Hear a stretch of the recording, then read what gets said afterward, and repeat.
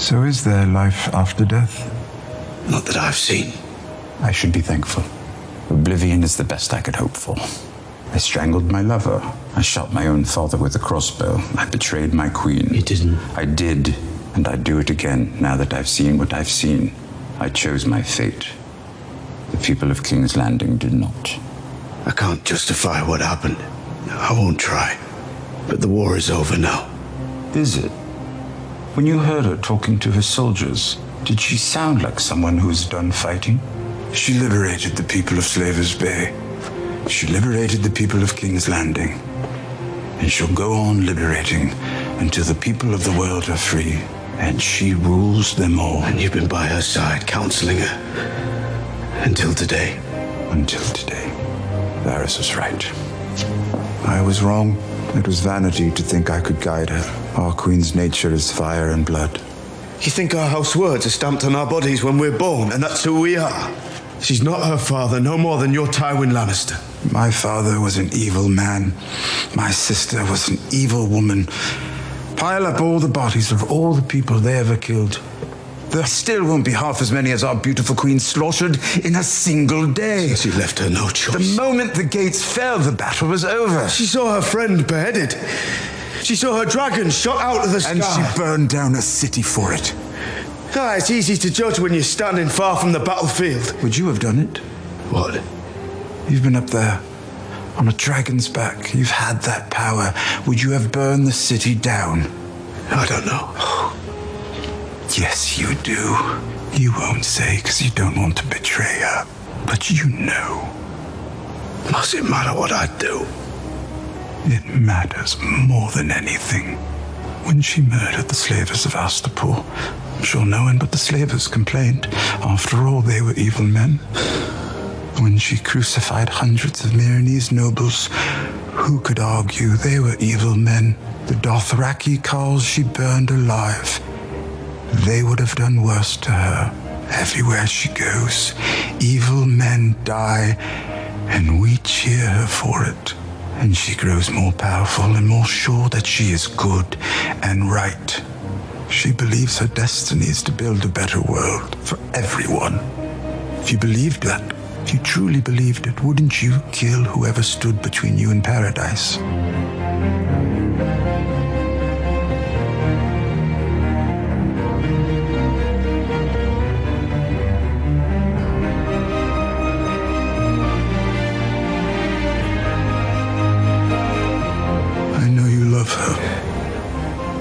I love her too. Not as successfully as you, but I believed in her with all my heart. Love is more powerful than reason. We all know that. Look at my brother. Love is the death of duty. Sometimes duty is the death of love. You are the shield that guards the realms of men. You've always tried to do the right thing, no matter the cost. You've tried to protect people. Who is the greatest threat to the people now? It's a terrible thing I'm asking. It's also the right thing. Do you think I'm the last man she'll execute? Who is more dangerous than the rightful heir to the Iron Throne? If that's her decision, she is the queen. I'm sorry it came to this. And your sisters, do you see them bending the knee? My sisters will be loyal to the throne. Why do you think Sansa told me the truth about you? Because she doesn't want Dany to be queen. She doesn't get to choose. No, but you do. And you have to choose now.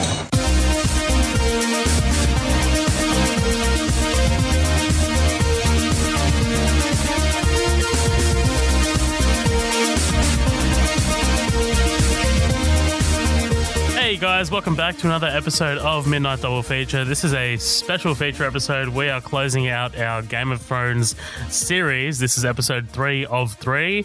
Possibly going to be more, I don't know. Like, we'll see when that shit rolls around. But returning is Jill. Jill, how you doing? I'm pretty well, thanks. Zoe, how are you? I'm good, man. Thank you so much for joining me again. There's been a bit of a delay, hasn't there? Yeah, a little bit. We had to dwell on what was happening. We had to let everything sink in. We had to, because I mean, pretty much like as every episode was going up, all 6 episodes, the world is on, like our world is on fire, and everyone has opinions and shit.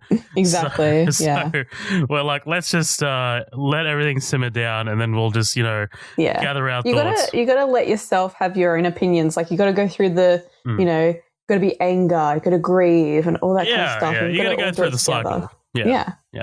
I love how we're making up all these excuses, and it's got nothing to do with our scheduling at all. No, not at all. It's funny, actually. I kind of told you a lie. I was like, let's record at 6:30, but really, I mean, because I left work after that interview I told you about just off air. I left work early, so. What ended up happening was Stranger Things decided to drop today, the new season. Did you sneak an episode in? I did. I did. Because you were like, I get home at 5:30, so can we do it at 6:30? I was like, oh, damn, bitch, that's got one long shower you need to take. All right, fine. Usually it's like dinner. Usually it's dinner. So it's like a shower and then dinner. But like today, it's just like Stranger Things. No, that's fair enough. And I watched I worked from home today. Oh yeah. And I was so tempted to just like sneak in an episode before my partner got home as well. It was like, oh man, it's right in front of me. It's right here. It dropped at 5 p.m. and right now it's 6:40 p.m. So I just like managed to right on it. Oh hell yeah. Hell yeah. And like the reason I bring it up is because like that first episode is incredible, and now I have to like cast my mind back to these 6 fucking episodes of television. Of Game of Thrones. Sorry to bring you back to reality, but this is what we're doing at the moment. This is what we're doing. All right. Guys, if you haven't heard our other 2 episodes on Game of Thrones, I don't know why you're starting with this one, but what we're going to be doing is we're going to be doing something a little bit different with those episodes. We kind of did like a sort of like broad stroke sort of thing with each season. So this one's going to be a little bit different. We're going to take it episode by episode because there's only 6 episodes and we're only talking about one specific season. That's what we're doing. It's going to be full spoilers. If you haven't seen the last season of Game of Thrones, I don't know if I should recommend if you watch it. Like, why are you here? Why are you How'd here? you get here? Yeah. But anyway, so we're going to be going spoilers. Let's start off, Jill. Let's talk about episode 1, Winterfell. So this premiered 2 years after the final episode of season 7. What do you think of Winterfell?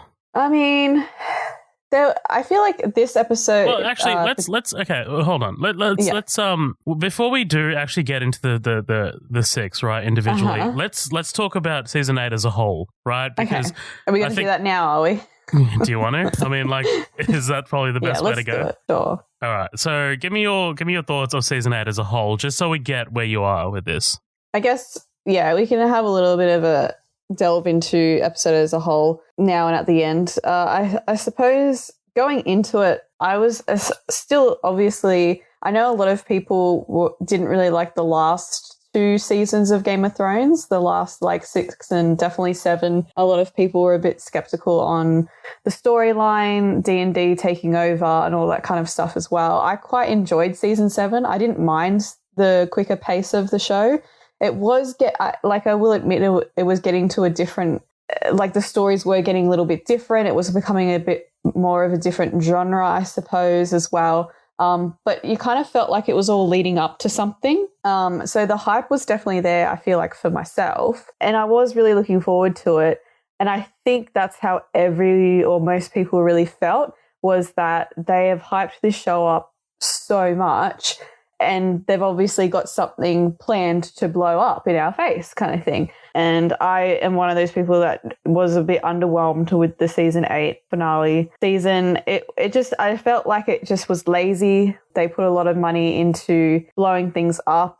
The scripts were so poor. It was just, I guess it was just lazy overall. Everything, I just felt like, did they even think about it? Were these writers even writing the first few episodes and seasons of the show? It just felt like a completely different show in every single episode, really. Like every character's development was thrown out the window. There was no real like stakes anymore. it just, every episode I remember feeling like, are you serious? Like, that's it? That's what we got? And I was willing to wait. Like, I remember everyone's like, oh my God, I just want to watch Game of Thrones now. I can't wait for them to release it. I was willing to wait a long time to get my Game of Thrones. And, but I just felt cheated because, like you said, we waited 2 years for the next season. And that's a pretty long time. Like, it gave the actors a break and the crew a little bit of a break. And then they had to get back on it again. I understand.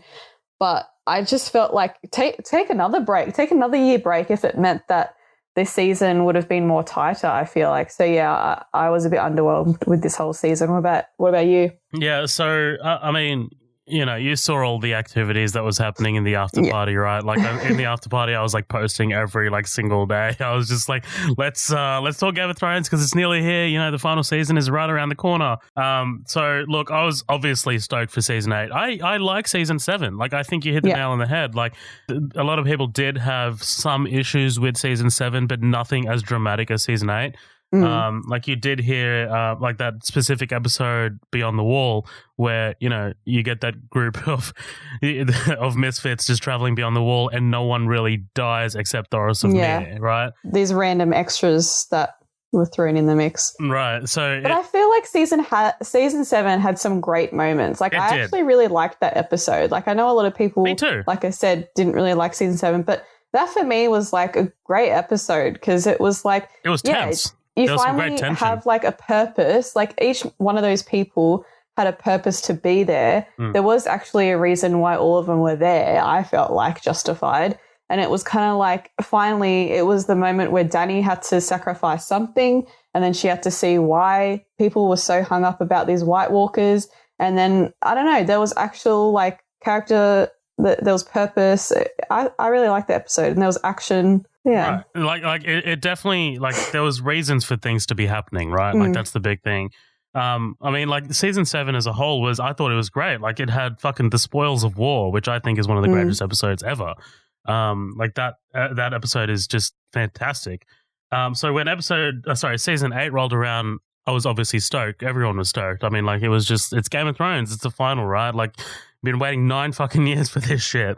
And see, it's tough because when the season started, I didn't think we were going to get what we got. Like, Winterfell episode 1, and we'll get into it. It starts off decently. Like, you know, there's no red flags, right? There's no red flags. You don't really get red flags until episode 3.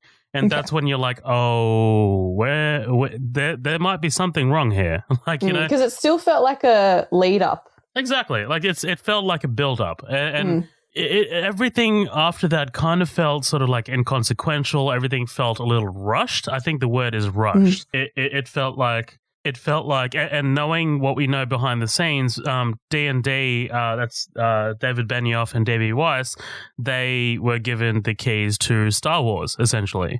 So it's kind of like sort of common knowledge that, you know, they wanted to shorten, like, it was apparently, like, look, I'm not really quoting anyone in particular here, but apparently it was their sort of prerogative to put this all in one season, whereas HBO wanted to go another few seasons extra.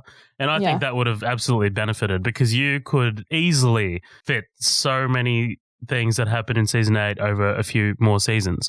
Probably maximum 3 seasons, right? Like, there's a lot here that happens here that you could have stretched out to 3 seasons more. Even hell, I would have been happy, like, even 3 more episodes, man. Like, you know, I get that they probably didn't have enough time, budget, and money to do a whole other season, but even like 3 more episodes that were an hour and a half long, like, you know. But I don't get how they don't have enough time, budget, or money. Like, you know what I mean? Yeah, like, I was going to ask you, do you know why D&D refused?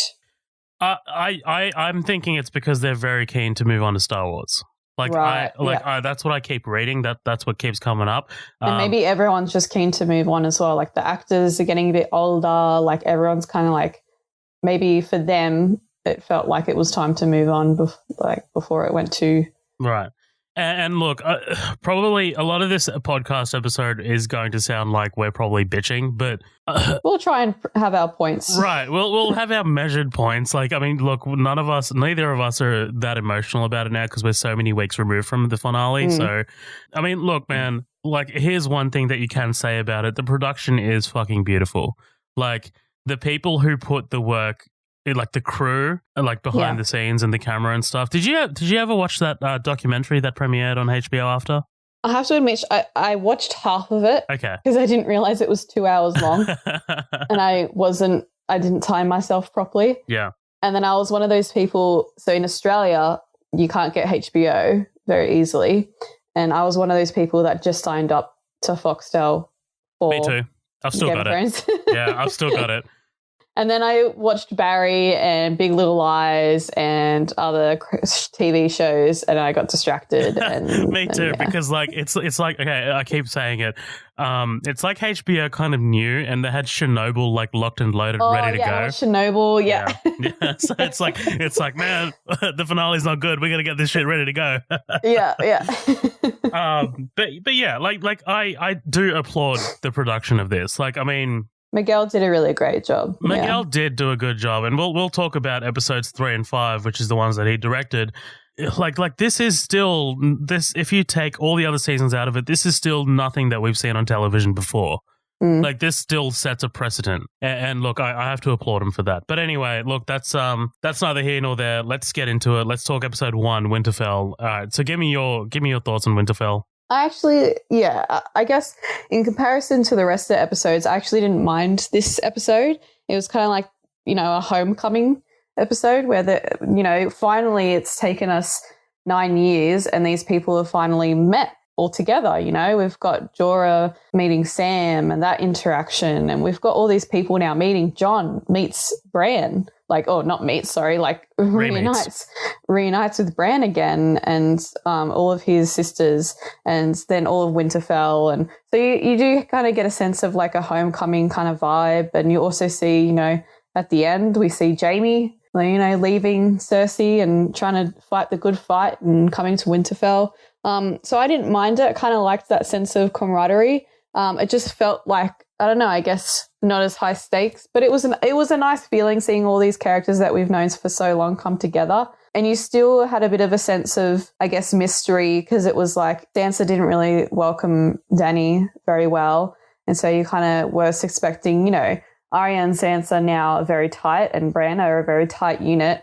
And when they had a problem like Baelish, they got rid of it. And you're kind of thinking, all right, so now if they have a problem with Dany, are they going to do something similar? And I feel like they tried to stage a bit of mystery and darkness in the first episode, and you are kind of left like, oh, that was kind of cool, but what's going to happen next, kind of thing. So it was an okay opening. I felt like it was okay. Right, it absolutely was. Like it was a good premiere. Like there was nothing like totally wrong with it. We don't have any red flags or anything. What I did like was Daenerys arriving in Winterfell and like her reception. So like the way she was received, like she didn't feel like she fit, right? Like this is not really something that she envisioned when she was like all the way over in Essos. So because everyone, whenever they see her, they're like bowing to her, and she's got a big crowd of people and they all feel intimidated. Whereas you kind of for once see even Miss Sunday and herself feel like, oh, why don't these people bow down to me? Like, why aren't I welcomed here? Like, and she gets really frustrated by that, by like, how come you guys aren't like, I've bringing you the armies of my dragons. Why aren't you guys kissing my feet right now? Right, exactly. And this is also, of course, the episode where Sam tells Jon about his heritage, right? What did you think of that? It was okay. I felt like the delivery, I'm glad that Sam told Jon, because I think Jon would have been skeptical of anyone else, be it Sansa, Bran, or even Arya. I think he would have been a bit skeptical. But, Sam's someone that has fought by his side for the last few years, and they've earned their trust, kind of thing. Yeah, I agree with that. That pairing. I felt like it was good. I liked how they concentrated on Jon a lot for that scene, but I didn't like how it kind of came out as a bit of a fight. You know what I mean? Yeah. I wish it was a bit more emotive, because obviously this is something that Jon struggled with all his life is being a bastard and being a Snow. And now he finds out who his mum is, something that he's always wanted to know as well, and where his family come from. And it kind of just felt a bit like two teenage boys or prepubescent boys kind of going back and forth, not knowing how to deal with their emotions in a way. What about you? I thought as it was playing out, like I liked it as it was playing out, but then it was just kind of like where it goes and where it ends up. It starts feeling a little, and we'll get into it with episodes 2 and I think it's 4. It starts feeling a little soap opera-y. Like, you know what I mean? Like here's something cool. So I went to go see a musical last weekend at the Opera House, and it's called Thrones, the Musical Opera.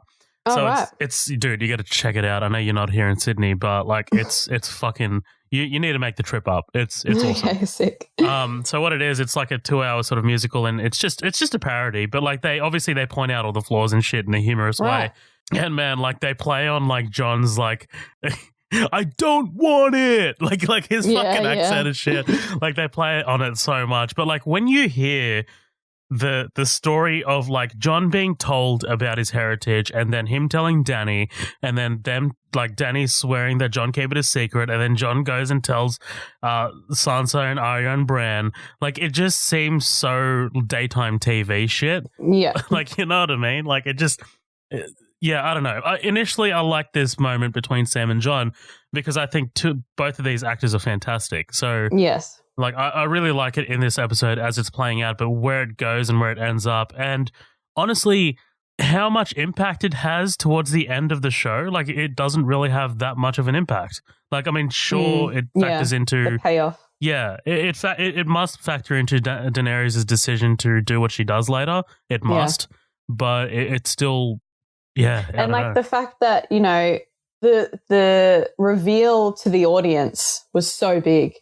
It was such a big moment when we could piece together, or not piece together, it was made pretty obvious, but when the audience found out who John was, that was such a special moment for us, the audience, because we felt like, you know, we were part of the story now. We knew something that not everyone in the story knew. And then finally it comes out and it's portrayed into their lives, and it's kind of just like everyone knows within like 5 minutes and no one gives a shit. Like it's just so weird. And the fact that it was such a big lead up, we've known for, I think, have we known for 2 seasons at this point? I believe maybe? We've known for 2 seasons that we've known for 1 season that John is the true heir, but we've known for 2 seasons that not all is as it seems, because so we've known for a while that, like, you know, John, like this is a big deal kind of thing. Well, that's how they've drummed it up to us anyways.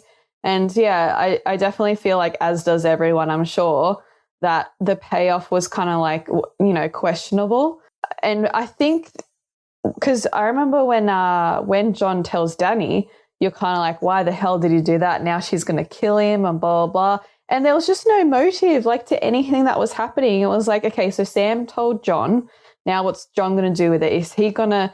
there's so many opportunities that were missed, I feel like, in this whole season. And that's where, you know, it gets really frustrating as a viewer as well. It's like, okay, so John has this vital information. John and Sam and Bran obviously have this vital information. And John could see Dany getting, you know, turning into a mad queen.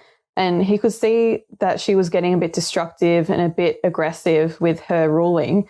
And he could have, like, killed her sooner, right? He could have really, like, or betrayed her or left her or, like, really hung her out to dry when the whole battle was going on at Winterfell.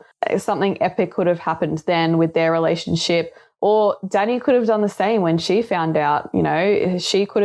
We could have found out that, okay, Dany's never really loved anyone before and she'll do anything. That would have been more powerful if, like, you know, she rather betray someone that she says that she loved to get the crown than, you know, anything else. But she keeps going back to him. And it's just, and I don't buy it, by the way, the John and Dany thing as well. Like, I remember season 7 when it happened, you're kind of just like, oh, they're just lusting over each other. And I didn't mind it too much. Felt a bit cheesy, but it was kind of like, I get it. They're just, like, both so passionate about the people and all this kind of stuff. But then in season 8, it just turned into like, I just don't believe this. Like they say that they love each other and that they're all gooey over each other. I just don't know if I believe it anymore. It seems, again, it seems super rushed. Like it just seems like, I don't know. It just seems like they're together for the sake of being together. And if they're together, then again, what's the consequences in that? Like the only consequence was like Sansa didn't really like it that much. It's like, oh no, like, you know, and it's been an incest or something we haven't heard before. Like, you know, it's just like, where's the stakes, man? Like, you know, it would have been great if, you know, Dany can't get pregnant, but it would have been such a twist if she did get pregnant with Jon's baby or like, you know, like, I don't know, just so many opportunities there that could have been taken and just wasn't, I felt like. Like, I get where it stands from, like, a sort of military tactic sort of standpoint. Like, you know, Daenerys gets the fealty of the North. That's pretty much it, though, right? Like, yeah, that's pretty much it. But anyway, just also this episode, just quickly, we get the dragon ride scene. Yes. Okay. That again doesn't really feel like Game of Thrones, that whole scene. No, it doesn't. And I'm glad you said that because it reminded me of the scene from Avatar. Like, you know, just the kind of like joyriding on the massive sort of like birds. But never ending story, just like a kid. Yeah, man. And it's just like we think about where we left off with season 8, right? And think about what's coming. What everyone knows is coming. Do we have time for this? Fucking joyride? Get the fuck off, man. Exactly. Like, you got shit to deal with. That's what I'm saying. Do we have time for this? Like, I'm just like, we have 6 episodes in this season. Like, do we have time to dedicate a 10-minute flying sequence? I don't know. Plus, you're wasting your budget, right? Like, these things don't. I had to see these fucking dragons, and I didn't even get to see what Ghost was up to in the meantime. Oh, like, man. give me a break. We can get to Ghost. One last thing before we do move on. Let's talk about Euron Greyjoy and Cersei, because this is one of the only moments of Cersei in the entire season. So yeah, again, like, not to go on another rant, but, you know, Lena Headey that's why you're here.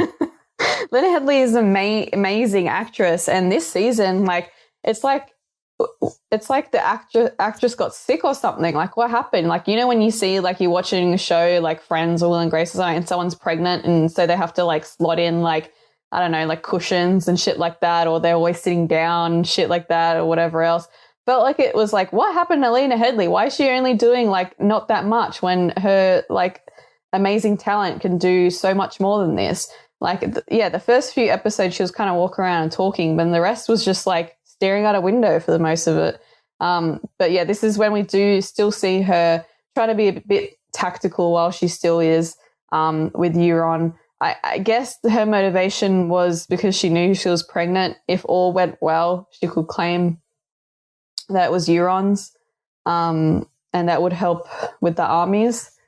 But then you kind of think, I wonder how that would have gone down. Like, she definitely would have killed him. I mean, does it help with the armies, though? Because she is the queen. Like, she can do it without the baby shit. I think you and I are thinking more about this than D&D did, so it's okay. Yeah, I know. I think everyone on the planet has thought about this more than D&D did. But, okay, look, for lack of a better term, I am still... Cersei is still the one that I'm most angry about. Okay, Like, her character was just... more than any other character, in my opinion, was just given such a disservice, dude. Like, she has been known to be a very intellectual human being. Yeah. She's very emotional. She's very spiteful.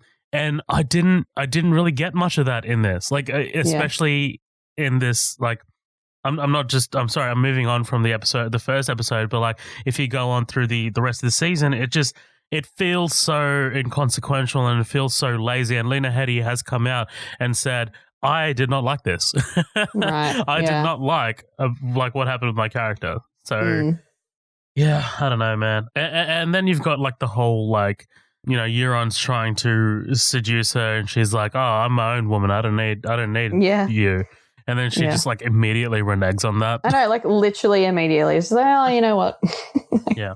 Like, I know I did say this episode doesn't have that many red flags, but in hindsight, kind of does. Kind of fucking does. I did like, if there's one thing I did like, again, about this episode, was you kind of had that moment.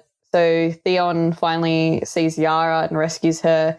and he just still feels a little bit incomplete. And Yara kind of gives him permission, to go home, go to Winterfell, fight there. Like, you know, he's made it this far and he hasn't fucking died yet. I feel like he knew he was a dead man walking, and so he wanted to go and fight in Winterfell. And I respected that. I actually didn't mind that motivation, because that's where he should have been as well. He wanted to pay for his sins. So I didn't mind that, I suppose. No, right, absolutely. Look, Theon is one of the few characters that actually comes out well in this season. Right, and yeah. I know he dies in episode 3, but like it's like he jumped ship literally. Yeah, before literally the moment it went shit, he was out of there. I know. So it did end up looking like, you know, he did kind of come out of it unscathed. And I'd argue another character that kind of comes out of it pretty well is Sansa. Like you know, you do get a few shitty moments of her here and there, but I do like what they do with her character. Like, she's kind of sticks to her guns a little bit. So we'll get to that. But anyway, let's do you have anything else you want to talk about Winterfell episode 1? I think we've ranted on about it. Yeah, we have. We fucking went off on a tangent on that one. Let's talk probably my favorite episode. Okay. Episode 2, A Night of the Seven Kingdoms. This I loved this episode. Okay, good. What did you think? There was moments where definitely I was like, yeah, this feels like Game of Thrones. And then I felt like there was some cheap shots as well. Just, I guess, yeah. What? Tell me what you loved about it, I suppose. Okay, so I like that it's kind of like this. It's kind of like this calm before the storm, right? Like Yeah.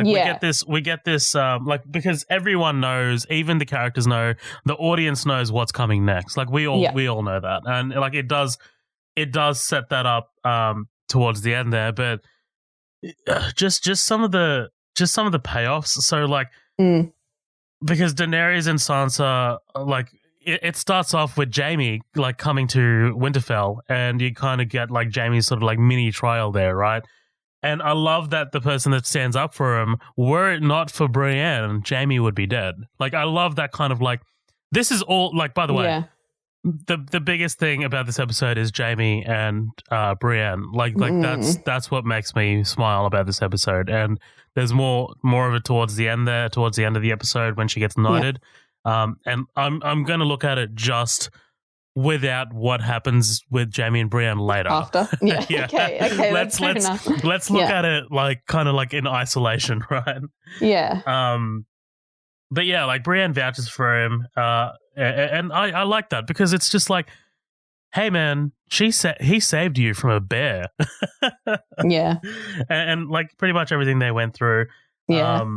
But how awesome was also like Bran's little, like, the things we do for love. Like, oh, dude, I love that. Like, it felt like Game of Thrones. But like there was some good shit in here, man. Like, yeah, this again felt like a victory. Like, yeah, they were kind of like all celebrating that they might die tomorrow, and you do get that sense of these people do this a lot. Like, you know, you got the wildlings there, you've got a lot of knights there, and they have these battles quite often. But this definitely feels like, you know, a lot of people are very self-aware that this battle they might lose their own lives and their best friends' lives and their families' lives, and they're just like aware of that, and so they're just celebrating. They're just doing what they can to get through till the morning, and you definitely see that. You know, the whole Tormund interaction. You definitely get this. Tormund's story. Tormund kills like that whole sequence that they're all in, just there. But like, there's more to it than them just celebrating. Like, I like that we get a game plan, more or less. Like, we get that scene of well, I mean, you know, we kind of like get something, right? Like, it's instead of like them having their fucking hands like around their pockets, like in their pockets and shit. Like, they're like, all right, look, this is what we're gonna do. We're gonna lure them out. We're gonna. It's the dumbest fuck plan. But. Is this episode where they are talking about the? Yeah. Okay. Yeah. Glad you know what I mean. I honestly feel like that scene could have dragged out a lot longer. Like old school Game of Thrones, like season 1 to 4 Game of Thrones would have had that sequence go for like 20 minutes. That's what it used to be, like talking about politics and like battle. We used to have scenes where they would talk about battle for a lot longer. Oh, yeah. And you talk about like what they're going to do in the strategy. Like it wasn't really a filler. It was like a vital part of the show on the episode and the season was them talking about their battle like plans and stuff like that. And I really thought they could have used that scene to their potential to, you know, they could have played chess with all of the characters in the room. You know, we could have had, if Sansa's, I actually have to disagree a little bit. With the whole Sansa thing, I loved Sansa throughout. I think her character development is amazing, but I was so disappointed in season 8 because I hate in movies and in television when people tell and don't show. Yeah. I hate it when, you know, people are like, oh, Sansa, she's so smart. She's so smart. It's like, well, make her fucking smart then. Make her have, if she's had like all these experiences with battles and, you know, Battle of the Bastards and being in politics and whatever else, have her have an opinion, like a really good opinion in that battle, in that sequence when they're trying to sort out how they're going to actually battle this fucking army of the dead, you know, and then have a little bit more of a dispute, like have Sansa really say a really good point about the battle and then Dany have some ridiculous mad thing because she always has people making her decisions for her, and then let Bran and Arya and the other, like the actual people that have been in a fight before stand behind her and be like, oh, actually, that's a really good idea. And then you can see that kind of, rift between Dany and Sansa really actually come together. And then I just feel like that whole scene could have been so much longer, and old school Game of Thrones would have definitely used that in potential, whereas it was drawn down to like a 2-minute scene. Yeah, it was very short. I do completely agree with you. Like back then, I mean, you know, you got these massive like war councils and people like disagreeing and agreeing with each other. There wasn't really that much of it. It was more, it kind of felt like a reshoot. Like it kind of felt like felt like that. Like, how hasn't anyone discussed the plan yet? Like this, right. All this talk about the White Walkers coming and all this kind of stuff, and they've been trying to get people on their side for so long. But then it felt like, oh, now we have everyone. What the fuck do? We don't actually have a plan. And then they're just like, oh, we'll just charge at them. Oh like, man, okay. We can get to that. I have a lot of problems with the next episode, but yeah. Anyway, so I also like, you know, talking to the Hound, and like they have this little conversation up there on the ramparts. Like it's cool. Like anytime you get interaction with the Hound and Arya, it's always fantastic, right? Like it's always great because like the guy that actually plays Sandor, Rory McCann, I believe his name is. He knocks it out of the park all the fucking time. He does. Yeah, he's a great actor. But yeah, and then you get okay. I liked it. I think they showed it a little too much though. Arya and Gendry. What do you think? Like I get it. Kind of, because like I get it. Yeah, if that's what I'm saying. Like when I say I liked it, I don't want to sound like a creep. Like all I'm saying is like I get it. Yeah, because I think Arya definitely sees herself as like a knight that's going to fight alongside, you know, grown men and these people, and she probably thinks, you know, there's some things in life. I'm still a young woman. There's some things in life I haven't experienced yet. And I want to make sure I do all that before I die. And so in that retrospect, I do kind of get it. Like she has never had someone treat her with, you know, love and tenderness and all that kind of stuff. So she probably has always kind of secretly wanted affection as well. And Gendry is probably someone she's only been vulnerable to as well. And he's been vulnerable to back, and you know, he was the first one that kind of saw her as like, you know, this female as well, all that kind of stuff. So I get the logic behind it. I didn't mind it. I didn't hate it. It was fine. Yeah, it was fine. Like, I mean, like it was there, and it was just like, and okay. Then I have to admit, it kind of did think, because, you know, again, past Game of Thrones, they do everything for a reason. And you're like, oh my God, like literally every scene in the first few episodes, you're kind of like, oh my God, what did that mean? Oh my God, she drank a glass of wine. What does that mean? And you're always having to look at something. So I have to admit, when Arya and Gendry did get together, I was kind of thinking like, oh my gosh, well, like, here's the rightful heir. Pregnancy. And, you know, she's a fucking champ. Like, what if they just fucking rule the whole universe and, you know, Arya and Gendry. So I was thinking like, oh, you know, I'm fine with that. Jon and Dany can die and then the new generation can come up. You know, that's totally fine by me. And that was a credible like theory that was like floating around after this episode. Like I was like, oh, I'd be down for that. And that's the thing, man. Like early Game of Thrones, every scene, every sequence had consequence, right? Every action had consequence. Whereas here, it's every just conversation, like, right? Every line meant something, and like this is just kind of like, meh. It's kind of throwaway. But anyway, whatever. Oh, man. But look, and then we get to my favorite scene in the entire, like probably the entire series, like season. Yeah. Like, I mean, look, there are moments in the later episodes that I do like, but I can watch Brienne be knighted by Jaime all fucking day. I thought you were going to say you could hear Podrick sing any day. Yeah, well, that too, right? Like that song that he sings. Jenny. And that plays over the credits as well, like that at the end of that episode too. But it's just because that was a nice moment because you do at that point. I think in the episode you are kind of like, oh, okay, this might be the last time that I'm seeing a lot of my favorite these characters. Exactly. Yeah, especially the people in that room, you know, and because a lot of them are fighters, and a lot of them will be out there, and you know, Tyrion, the one person that won't be, you know, this whole crypt theory was going around, so you're kind of like, okay, I don't know what's happening with him, you know, everyone's at stake, and they're all big characters at this point, so it was a very nice moment that he did that. And I think it worked, especially because you didn't know what was coming, right? Like now looking at it in hindsight, it's not as impressive because it's like, well, we know that none of these characters died. Like, you know what I mean? Right. And it would have been even more impressive. And this is, again, because Game of Thrones, every scene has a consequence. I was thinking like, oh shit, what if no one in that room survives and only Brienne survives and she has to be like, nah, I swear, I'm a knight. Like, I swear, I tell you. Like, right, exactly. But yeah, man, like just the smile that she gives as well after she gets thinged and the music that plays, like it's just, to me, it's like a perfect moment because she's wanted this for so long.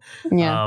And it's beautiful. And it has to be Jaime that knights her. Like there can't be anyone else. But again, this is taking, looking at it in isolation. Like, without. And I love the fact that even though Jaime's the one that's knighting her and stealing a bit of his light, Tormund is just so happy for Brienne and he's the first one to applaud her, and he's just so happy in that moment as well. He's not jealous or envious or anything. He's just like, yeah, that's right, the big girl got knighted. Yeah, like there's no bullshit like Home and Away or Neighbours or soap opera moment where it's just like, oh, well, you know, I'm going to go storm away and cry. Yeah, like, well, I can knight you as a wildling, Yeah, none of that bullshit. I was really happy with that moment. Yeah. But then, of course, you know, the way it ends, Daenerys finds out about Jon's true parentage. For the life of me, I can't really remember how Jon breaks it to her. It's in the crypt, right? Is it in the crypt? I think it might be. Oh, is it in the crypt or is it when... Oh, no, it is in the crypt, yeah. Yeah, both reveals are in the crypt. Yeah. I mean, yeah, okay. It was what it was. Yeah, again, I felt like that could have been... It was kind of like... It's kind of like... I thought that, you know, the timing of it was pretty peculiar because I thought she was going to go apeshit in the next episode, but she didn't. Like, well, you know, I was kind of thinking, like, why the fuck are you going to tell her before this big battle? Exactly. Where, like, you know, you're gonna just make her angry, and you know what she's like when she gets angry. So that, I did think that too. Like, what is his motivation telling her? Because she's just gonna fucking, like, if she really was true to her character, even then she would have fucked shit up or even just killed Jon. And because then I was thinking, I don't know if they did this intentionally. If she was so motivated by the crown instead of like her heart, then she could have easily... so Australian, just that, motivated by a heart, when she could have easily, you know, killed Jon during the battle and it be like, oh yeah, he died. in battle. Like, oh well. That's what I'm saying. Like there was no consequence. Like, like it was like a week of speculation, and it was just like, oh, okay. Well, I guess we're not really doing anything with this until the next episode. All that hype for nothing. Yeah, I know. Another thing before we do close this episode out, Sam giving Jorah Heartsbane, the sword. I love that. Oh, so I remember reading this theory about like all the people that had interactions with the people in that episode, and it was like all the people that the unlikely interactions, like one of them would survive and one of them would die. And so it was like, Sam gave Jorah, what did you say, Nightspade? Heartsbane. Heartsbane. I know the show. And so it was kind of like, is Jorah going to die and Sam's going to survive, or is Sam going to die and Jorah's going to survive? And then the Hound and Arya, it's kind of like, is Arya going to live and then the Hound's going to live? Like, I remember reading that theory about that. And so I remember watching the episode and hearing that, and I was like, yeah, that could be interesting. But now I know that no such thing would happen. That is false. Yes. Oh man! Random. This is really random because I'm just go. So David Nutter, the Nutter, yes, the guy that directed the first few episodes of season 8. I've randomly started watching the X-Files. TV director. Yeah, yeah, me too. Oh shit! No way! Holy shit! I bought it. I'm up to literally season 2. I'm up to season 2 as well. What the fuck? I just watched Wait, episode 2. Okay, that's fine. I'm up to episode 4. Okay, yeah. Yeah. Okay, oh, cool. okay. Dude, you know what? I'm loving it. I'm loving it too. But like, Nutter is a big time, pretty established director, a TV director. Yeah. I just thought I'd say like Game of Thrones. He's done heaps of shit. Oh, sorry, I said Game of Thrones. Yeah. He's done Breaking Bad as well. Yeah. Right. Like, Shameless. Yeah, heaps of shit. Yeah. But I just thought I'd be like, because, I'm literally watching it like now. I was just like, I didn't know that. Like, I knew David Nutter, but when you just see a director, I didn't really know the director's name. I only know Miguel because I loved him in Battle of the Bastards. So I was like, fuck yeah. But because I've been seeing David Nutter on the X-Files so much, I was like, well, why do I know that name? Like, and then I just I knew his name from. I knew his name from Supernatural like a while back because I was like, Nutter? That's a weird name. Yeah. Like it's the last name that got me. But anyway. Yeah. Anyway, moving on. Back to Game of Thrones. Let's move on. So obviously at the end of that episode, they get interrupted by the horn blast signaling the approach of the army of the dead. Now, let's get to The Long Night. Dun, dun, dun. Dun, dun, dun. Directed by Miguel Sapochnik, who we are hyped up a lot in our last 2 episodes. Yeah. Give me your overall thoughts on The Long Night. Okay. So I know I've been talking a lot of shit about season 8. I like some of episode 3 and I don't like some of episode 3. Some of episode 3 I was really like, holy shit, this is Game of Thrones. Like, I think it was more so like the deaths, like the brutality of the deaths and all that kind of stuff, because, we haven't seen, I feel like a big battle in a while. A lot of deaths, you know what I mean? Like how Game of Thrones started off with it was just so gruesome. You've seen heads getting cut off here. You've seen like people being stabbed. I thought you meant like deaths of main characters, and I'm like, that doesn't happen. No. Okay, so right. So I'm liking the big kind of setup and the eeriness of it. How like it is a little bit like you can't see the army of the dead, and you're kind of like, and you're that kind of waiting. You can't see anything. I remember. I know. Well, because they do that a few times in battle where they're just waiting for the other person to arrive, and I quite like that suspense and all that kind of stuff. And I did really like, I guess those kind of moments of suspense. And I really did like Theon's time in this episode. I cried like a baby because of Theon, because of Alfie. He was phenomenal in this episode. I feel like this was definitely his episode. Probably the MVP. Yeah, for real. In saying that, throw motivation, development, sense, and lighting out the window. I don't get it. It was very... Yeah, look... where do we even start, Zoe? Where do you want to start? Where do we start? You know what? Let's try and take it as chronologically as possible from what we can remember. Sure. So, first major red flag, the Dothraki running into the fucking darkness and getting killed. Also, we think, because the Dothraki keep respawning. Exactly. And can I say that thing, it looked that when the Dothraki runs in, it looks like there's about 50 Dothraki. And you're like, I thought they were supposed to be like the biggest army. Like, what the fuck? Like, and then they're just like, oh yeah, send the Dothraki. And then it's like, there's like a little, like fucking just a few of them. And you're like, okay. I will admit, them having fire was pretty cool. And the whole, what's the name? And the shot of the fire being extinguished looked awesome. Yeah, like that was pretty cool and then you're kind of like, oh, fire. So I was hoping when the Dothraki had fire on their swords, right, that because it was so dark, that we'd have a moment, you know, the classic, like they're shining the flame or the light and all of a sudden a face kind of appears. And then I was hoping the flame would like, you'd kind of follow the flame as they like kill some White Walkers. So I was kind of thinking like that would be cool, but you don't see nothing. Nope. No, we don't see anything. Oh, like you touched on it, dude. Like the lighting in this episode is terrible. Like it's not good. I don't know what they were doing. Fabian Wagner, who did the cinematography for this episode, came out and said, "Oh, maybe people should turn their brightness up on their TV." Like, what? Are you serious? Are you serious? Go away. He actually said that. I'm not even kidding. He said that. And it's just like, why does no, that is especially impossible. If, like, look, you know, we've dabbled, and when I say dabble, I mean like very slightly, ever so slightly dabbled in film. And I don't think I would shoot a massive landscape scene in the dark when lighting is going to be a bitch. Right?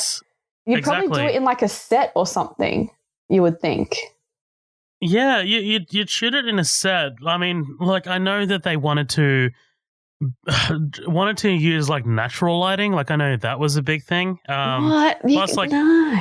Yeah, it was apparently 55 night shoots over 11 weeks. That's crazy. In Northern Ireland, and it just like Fabian Wagner said it was physically exhausting. They say don't work with animals or kids. We had everything times 100. So I don't know, man. Like this entire Even episode just kind of falls apart. Yeah, I think just from like a human perspective as well, like getting a crew out there, getting like so many extras, I'm going to assume, like so many people having to deal with that crowd at night as well. And then you've got the main scenes. It would just be exhausting. Unless your name is Alejandro Inarritu, then don't try it. Savage. Yeah. But look, anyway, so the Dothraki die, like, you know. But then here's another massive red flag, right? Why the fuck are Daenerys and Jon on this cliff? Like, why are they up here? Like, why are they not? Yeah. See, go on. I get frustrated with a lot of film and television when, like, you know how the old classic, they've got a plan all along, but they do it a little bit late, so it's a bit suspenseful. You know how it's just like, you know, I can't think of one right now, but you know how it's like they're kind of going really bad, but then they're like, all right, pull them up. And then you realize that they've got this big plan happening all along. That's a big, I don't know, just something that happens in TV and film, I guess, a lot. And and I was really sad to see that they did that, because the reason why Game of Thrones has been scored so highly and has been so highly regarded in TV and has been regarded as like the best produced like television show, like movie standards, is because it defied and it didn't fall for shoddy tricks and stuff like that. It was its own thing. And I really felt like they were going to be really smart with this battle. Like, you know, with Battle of the Bastards, we see they made a circle and they crowded these people in. And I thought that was really right, smart. The landscape of the battle just changes so quickly, and frequently, like it doesn't get boring, it doesn't get monotonous. Yeah, exactly. And it's like, and you're like, holy shit, like how do they think of this? But I just feel like I don't know, it wasn't very smart in those terms. And yeah, I remember when and so what, Dany and Jon, like literally Dany just watched the Dothraki, something that she's been working 8 seasons to get the respect of, just die in a matter of seconds. Pretty much. And it was like super disappointing. And then like you get that whole okay, like we gotta talk about Bran walking into the flying ravens, right? For the entire episode. So you tell me about that, because I don't get it. Neither do I, because like that's how we find out where the Night King is. That's where we find out his location on on Viserion. Sorry, so he's flying on Viserion. Okay, I get that. But even at the end, he's still walking into something. Like he's still like a distance away. He's still far away from being Bran, from being at the Godswood with Theon. Like it's been an hour. Like where have you been, bro? Yeah. So he's just like walking the whole time, and it's like why? Yeah. For the point of what? Like yeah. And Melisandre's back. We forgot to mention that. So Melisandre's back. I liked it because she had a lot of agency in this episode. So I dug that she was back. I dug that I like the way she ended as well. Like she's just like, I've done my part. Now I'm ready to retire. Yeah, she was hyped up for being some purpose and having some almighty reasoning. And that paid off. And I guess it paid off. It was to make sure that Arya survived. So yeah. Make sure that Arya survives. Make sure that Arya understands her mission. And keep the dead at bay, because remember she like lights the trench as well.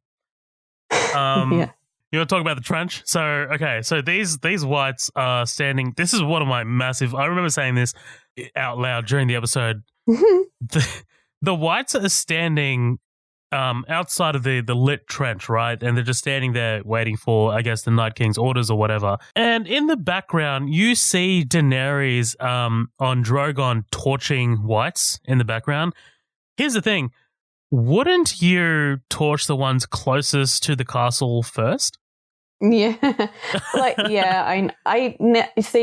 didn't get that either. Like, why didn't they from the get-go have like one of them just torching all the White Walkers, like before they started attacking everyone? You know what I mean? Like they could have just like lined it up. Like, okay, bring out like the first 100,000, bam, fire, dead, gone. All right, then they bring out the next 100,000 White Walkers, bam, fire, gone. Like again, it's just like it just didn't feel smart. The Whites don't have ranged weapons. Like they're not firing arrows. They're just fucking. Yeah, I don't know. Like there's a lot of missed opportunities and shit, but look, like I think we're saying all this stuff, but some of the stuff in here is actually outstanding. Like the dragon fights, and when they go up above the clouds, like holy shit, man! Like they got the moon in the background as well. And like, I guess I loved all of that. I guess that's the only reason why we kind of see Jon on the dragon a bit more, and why they have that bit of a joyride. So I guess you can believe that he is capable on riding the dragon. Because that I guess, again, it felt so like fantasy, but I guess that's what Game of Thrones is. Like, yeah, it felt like a mix between Harry Potter and Lord of the Rings. Yeah. Which, I mean, like, look, I guess it's like, it's kind of what Game of Thrones is, plus a bit more adult, but I don't know. Yeah. So how did you feel about... Oh, sorry, yes, go ahead. Lyanna Mormont stabbing a white in the eye, the giant in the eye. Brilliant. Yeah. I mean, look, I liked it. I liked her rushing the giant, and then it just kind of like became protracted into this like massive thing. I'm just like, it's too much. Like, you know what I mean? Like, it feels too heroic. Like, it's not Game of Thrones. Like when she got bitch slapped by the giant, I was like, oh shit, did we just kill this kid? Fuck yeah, that's Game of Thrones. Yeah, that's Game of Thrones. Yeah, and that happened so quickly. So I was actually that was something that shocked me. I was like, oh wow, shit, and that's what I was used to watching Game of Thrones, when you're like, oh, can they do that? Like, yeah. Well, that's what I'm saying. Like it's it's a fan favorite character that gets snuffed out so quickly, and that is Game of Thrones into a T, right? Like, yeah. But yeah, anyway. Okay, so Sansa and Tyrion are in the crypt. Oh boy. Was that hyped up or what? Yeah, I think it came to no one's surprise that, you know, that the Night King would be able to essentially revive the bodies in the crypt. Even that musical parody that I was talking about, like when they came to this moment, they're just like, quick, let's put everyone in the crypt where there's all the dead bodies. Yeah, everyone as soon as we heard the plan, everyone was kind of like, what? They're going to put them where the dead bodies? What the fuck? Like John has seen the Night King revive dead bodies. And you know what? Because everyone was speculating it, and because it was such like a an obvious dumb thing, I was kind of like, nah, they're not gonna. That's what I'm saying. It's just the White Walkers. Like, they're not gonna do that. They're not gonna have a cheap shot like that. They're not gonna do that, are they? Right. I was in denial because I was like, surely they're better writers than that. Yeah. Yeah. And then I did kind of, I wouldn't say liked, but it was a emotional moment when because you know Sansa and Tyrion respectively have gone through a lot and have a respect for each other, and I did think it was quite nice that you know they had a moment together again where they could lean on each other and trust each other. And when it was them two with the knife, I kind of thought, oh, they're gonna just fuck shit up and risk their lives in order to save their people. So I kind of thought that that's what was going to happen. You know, one of them or both of them will probably die in order to save the people down in the crypt. So that I was, because again, you're waiting for your main characters to die, right? So that's what I was kind of thinking was going to happen this episode was, okay, we're going to lose some people, and then you kind of, maybe it's the unexpected that go, so Sansa and Tyrion. And that little moment where they're kind of hiding behind a crypt and they're holding hands before they go off, I was kind of like, oh shit, they're going to die. And it was kind of a touching moment, but they made it out alive. They made it out alive. The only ones that actually bit the dust were Ed Tollett, fucking Jorah, and Theon, right? Yeah. So, I mean, I guess, and you know, countless other faceless and nameless people. Apparently Dothrakis, but yeah. Oh, yeah, but no one really cares about them. They're bitches. I was actually surprised at how little people didn't die. That's what I'm saying. I was expecting at least, okay, Jorah died. That was pretty big. That was, my partner was kind of like, oh no, like he was, I think a lot of people were really, like, he was a lot of fan favorites, especially. I think he definitely hit a nerve with a lot of people. I liked him. He wasn't like my top 5, but it was definitely sad. And he went out defending Dany. So it does make sense the way he died. Very, very sad, very unfortunate. Don't get how Dany survived and Jorah died, but that's just what I guess Jorah, the character, would have done, was dying, making sure that Dany lived. Sure, he's been telling us for like 8 seasons, right? Like, I will die for you, right? Yeah. Here's one thing that doesn't really relate to this season, but is an issue that I really never thought about very hard about, but it was raised in that parody musical. So Jorah gets grayscale, right? They make a big deal of it about it not being curable, but let's just scrape it off. Yeah. I don't, you know what I mean? Like, it's just like, I feel like some of the writing started to dip a little bit. Like, that was one of the things that became like inconsequential pretty quickly. But yeah, that's true. One of the moments that I really did like in this entire episode was Arya sneaking around and going off on her own, like that kind of like moment where she's in the castle and she's like trying to dodge these whites that are like patrolling the corridors. Love that moment. That was suspenseful. That was pretty suspenseful. And I liked that the Hound and Benny. We also lose Beric Dondarrion. Beric, yeah. I liked that they were kind of became a bit of a trio and that they were fighting for each other, and the Hound was kind of getting a bit nervous and a bit scared, and then all of a sudden, you know, Beric kind of like pulled him into shape, and you just see Arya fucking on a roof fighting for her life and doing her thing, and then he's like, yeah, all right, I can do this for her. And I liked seeing those three kind of fight and do it together. Yeah, so that was cool. That was pretty good. And then we get to the big moment, right? Let's talk about the big moment. So let's. And here is something that has not dropped in quality throughout the entire series. The music, Robin Djawadi's score, it's called The Night King. It plays for the last 10 minutes here.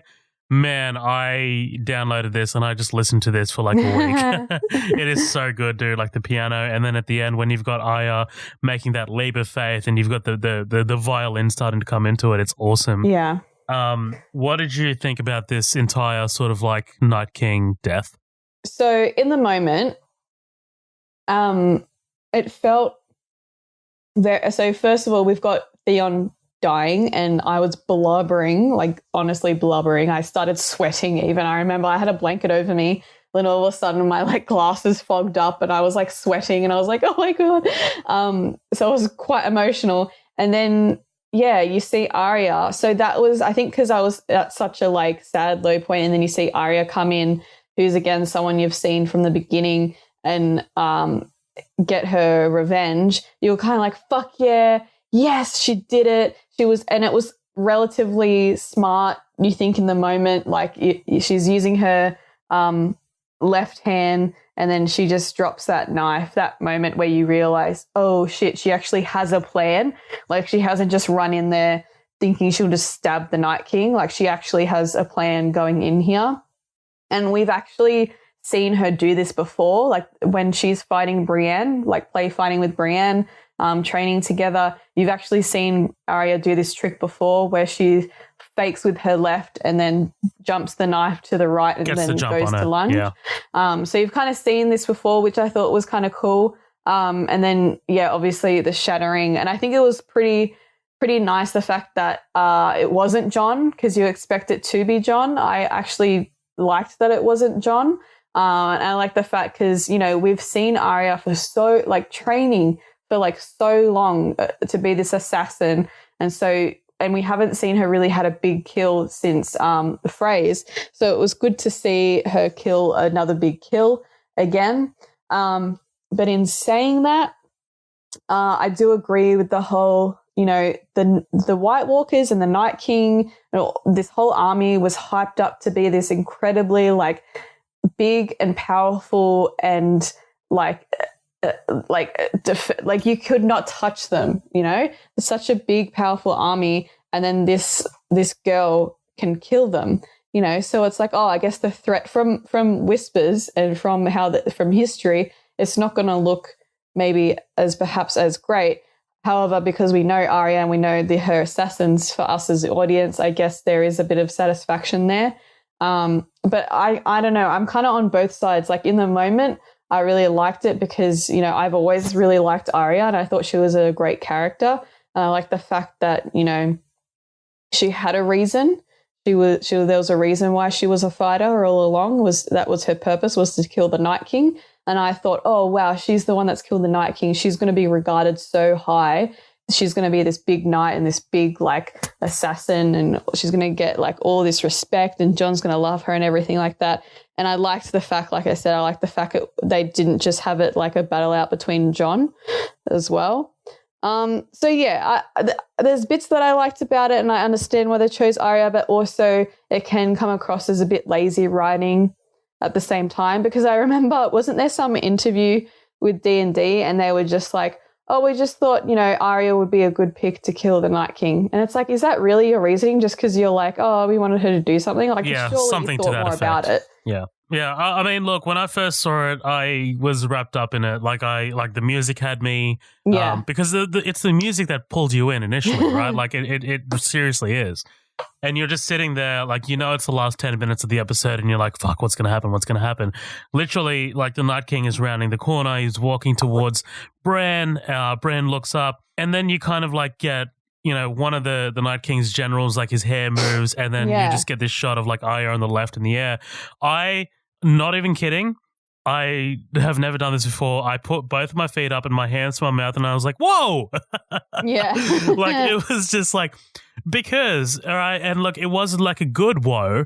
Yeah. It was just like, I can't believe we're doing this. Like, I can't believe, I thought that. Some action, some like holy shit, I didn't think about this kind of thing. Well, not only that, but it's more like I thought we were going to do more with the White Walkers. I thought that this threat, because initially I was like, why are they having the White Walker War essentially in the first half of the season? Why is it not in the second half of the season? Because they're technically the bigger threat than Cersei, technically. So I was like, are they going to get defeated here and the White Walkers are going to continue down south towards King's Landing? I know that was a big sort of like theory that was sort of flying around back when, it was airing. Yeah. But like it just took me by surprise. True. Yeah. Yeah, that's true. I remember thinking that too after she killed him. I was kind of thinking like, because I was the same, like, because you knew the episode list, right? Right. And so you're kind of like, okay, so we knew which ones were directed by Sapochnik, and we knew like therefore you can put two and two together. Right, yeah. exactly. And so you're kind of like, okay, so there's going to be this big battle in episode 3. And then what? Yeah, I remember thinking that too. Like, okay, so then what? And I thought the same. Like, maybe the Winterfell will fall, and maybe only like a few people will survive, and they'll retreat, and then Cersei will have to, make her lie in her bed and have to realize that she has to fight these White Walkers now. Like, I didn't know. And then I guess when Arya kills the White Walkers, you're kind of like, oh shit, okay, so that threat is gone. And I was kind of disappointed too, because we don't really see many like fights with the White Walkers. Like, what's that one? Oh, fuck. What's when Jon goes to visit the wildlings? What's that episode called? And he fights the White Walkers. That was fucking epic. There was some great battle. Yes, there was some great battle scenes there. And you don't really see Jon. You don't see Jon fight like many White Walkers at all, and especially not the Night King. And you're kind of like, well, I would have preferred it, I guess, to go out and even if it was like a sibling fight, like if Arya had like the Night King and then Jon took on his friends, something like that, that would have been fucking epic, But it kind of left you thinking, okay, what now? That's it, exactly. Because I remember I watched it with my dad, and like we both said, oh, okay, so I guess Cersei's the main threat then? Yeah. And I do like that it is Arya. I do like that as well. I agree with you. I think Arya was probably the right person to kill the Night King, because we've seen so much build up for Arya, and killing Walder Frey is all well and good, but she needs combat, right? Like she needs she needs someone to actually physically use her physical talents for.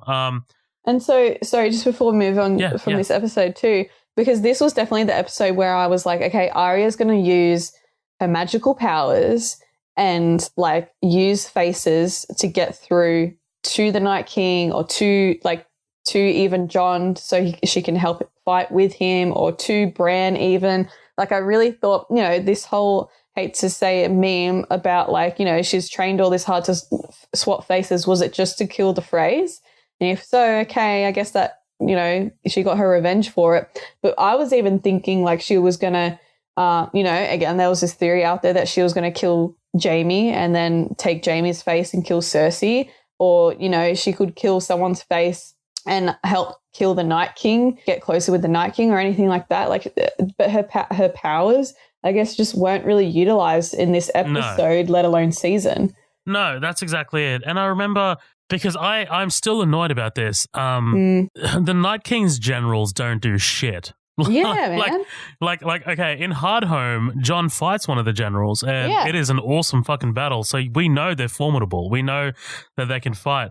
But here they're just kind of like standing around. I did doing fucking nothing. Right, doing fucking nothing. And I remember like hearing like a theory that like Arya used her face, like her powers to kind of assume like one of the generals. And I'm just like, I don't know. I feel like that's a bit too much. Like, I don't think that happened, but it just seems so.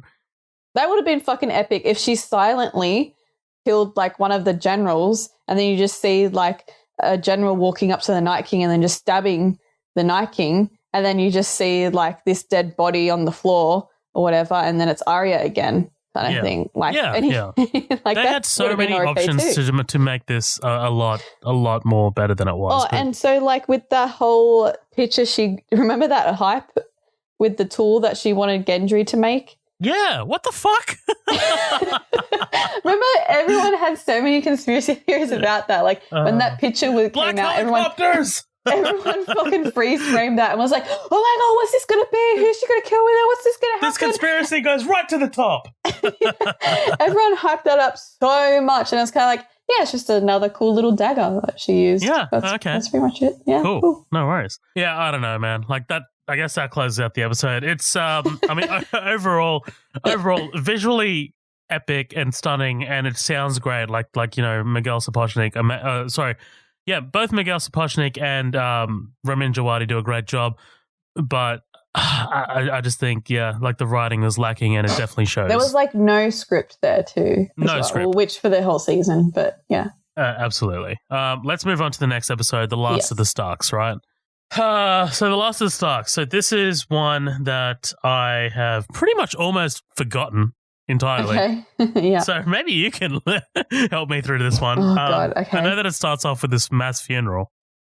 Yes, that's pretty sad because as an audience, you're kind of farewelling, these characters as well. So that was pretty sad to see. You see Jorah there and Theon when Sansa goes to Theon and gives the pin. That was really sad. That was awesome. You kind of do think that maybe if people were going to survive, like if Sansa and Theon had a good relationship, and Sansa and Theon, I guess, can't really be or aren't vulnerable to many people, but they could be themselves around each other, and they're the only, like Sansa's the only one that really understands Theon, and Theon's the only one that can really understand Sansa. So that was parting with sweet sorrow. That was pretty sad. But this is the episode.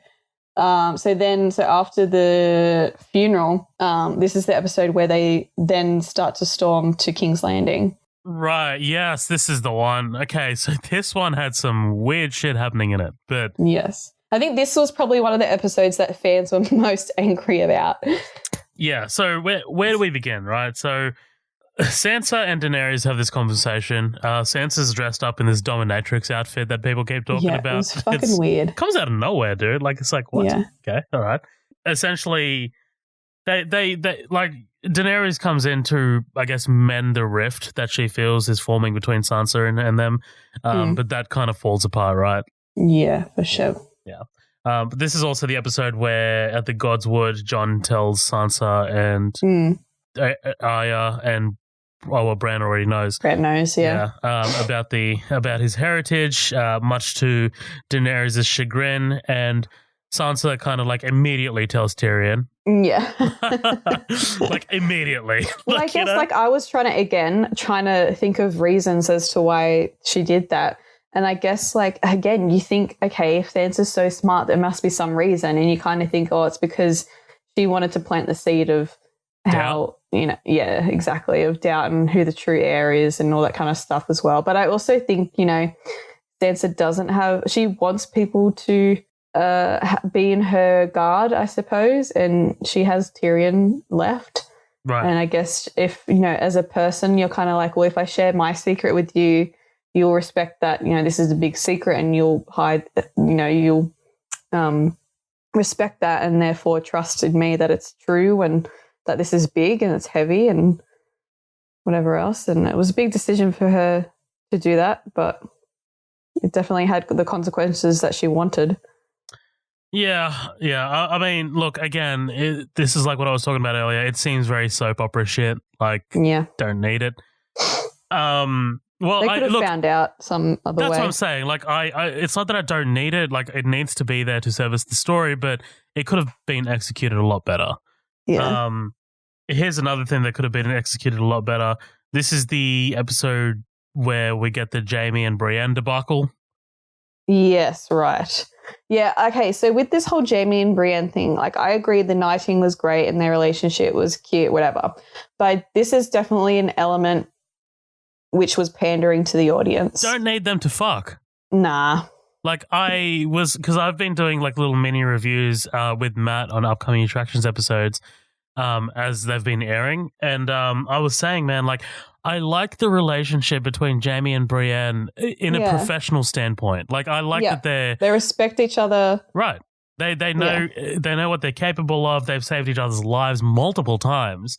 And it started off with this like kind of like hate relationship, like, you know, they were captors of each other. Yeah. And it honestly would have been more heartbreaking if they actually never even kissed or never really found out if they had that relationship. It would have been more heartbreaking when he did leave, because they both would have probably thought like, or what could have been, or, you know, if only I was a better person, you know, maybe I could be this other in another storyline in another lifetime, all this kind of stuff. But the fact that that happened was such pandering to the audience. And D&D have done this before, and I guess it's a bit of a push from HBO or whoever else is giving them money and stuff like that. But it was just such pandering that it was cringy, man. Like, I cringed when it was happening on the screen. It was cringy. Like, I like that, you know, Jamie is this guy who through this series of events with Brienne has come to respect and honor Brienne, a female, and who ends up knighting her.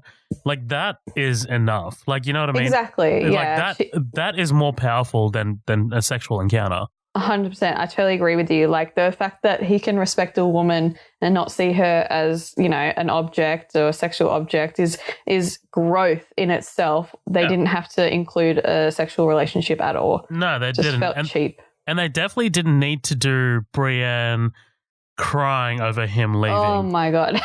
Jesus Christ. That's definitely soap opera. That I felt like, am I watching the right show right now? Like, what is going on? Like, I couldn't believe that my favorite character of Game of Thrones is standing out here in a house cloak or whatever, being all like crying. Clutching her pearls, being like, "No, don't leave me." What? Yeah, it was very weird.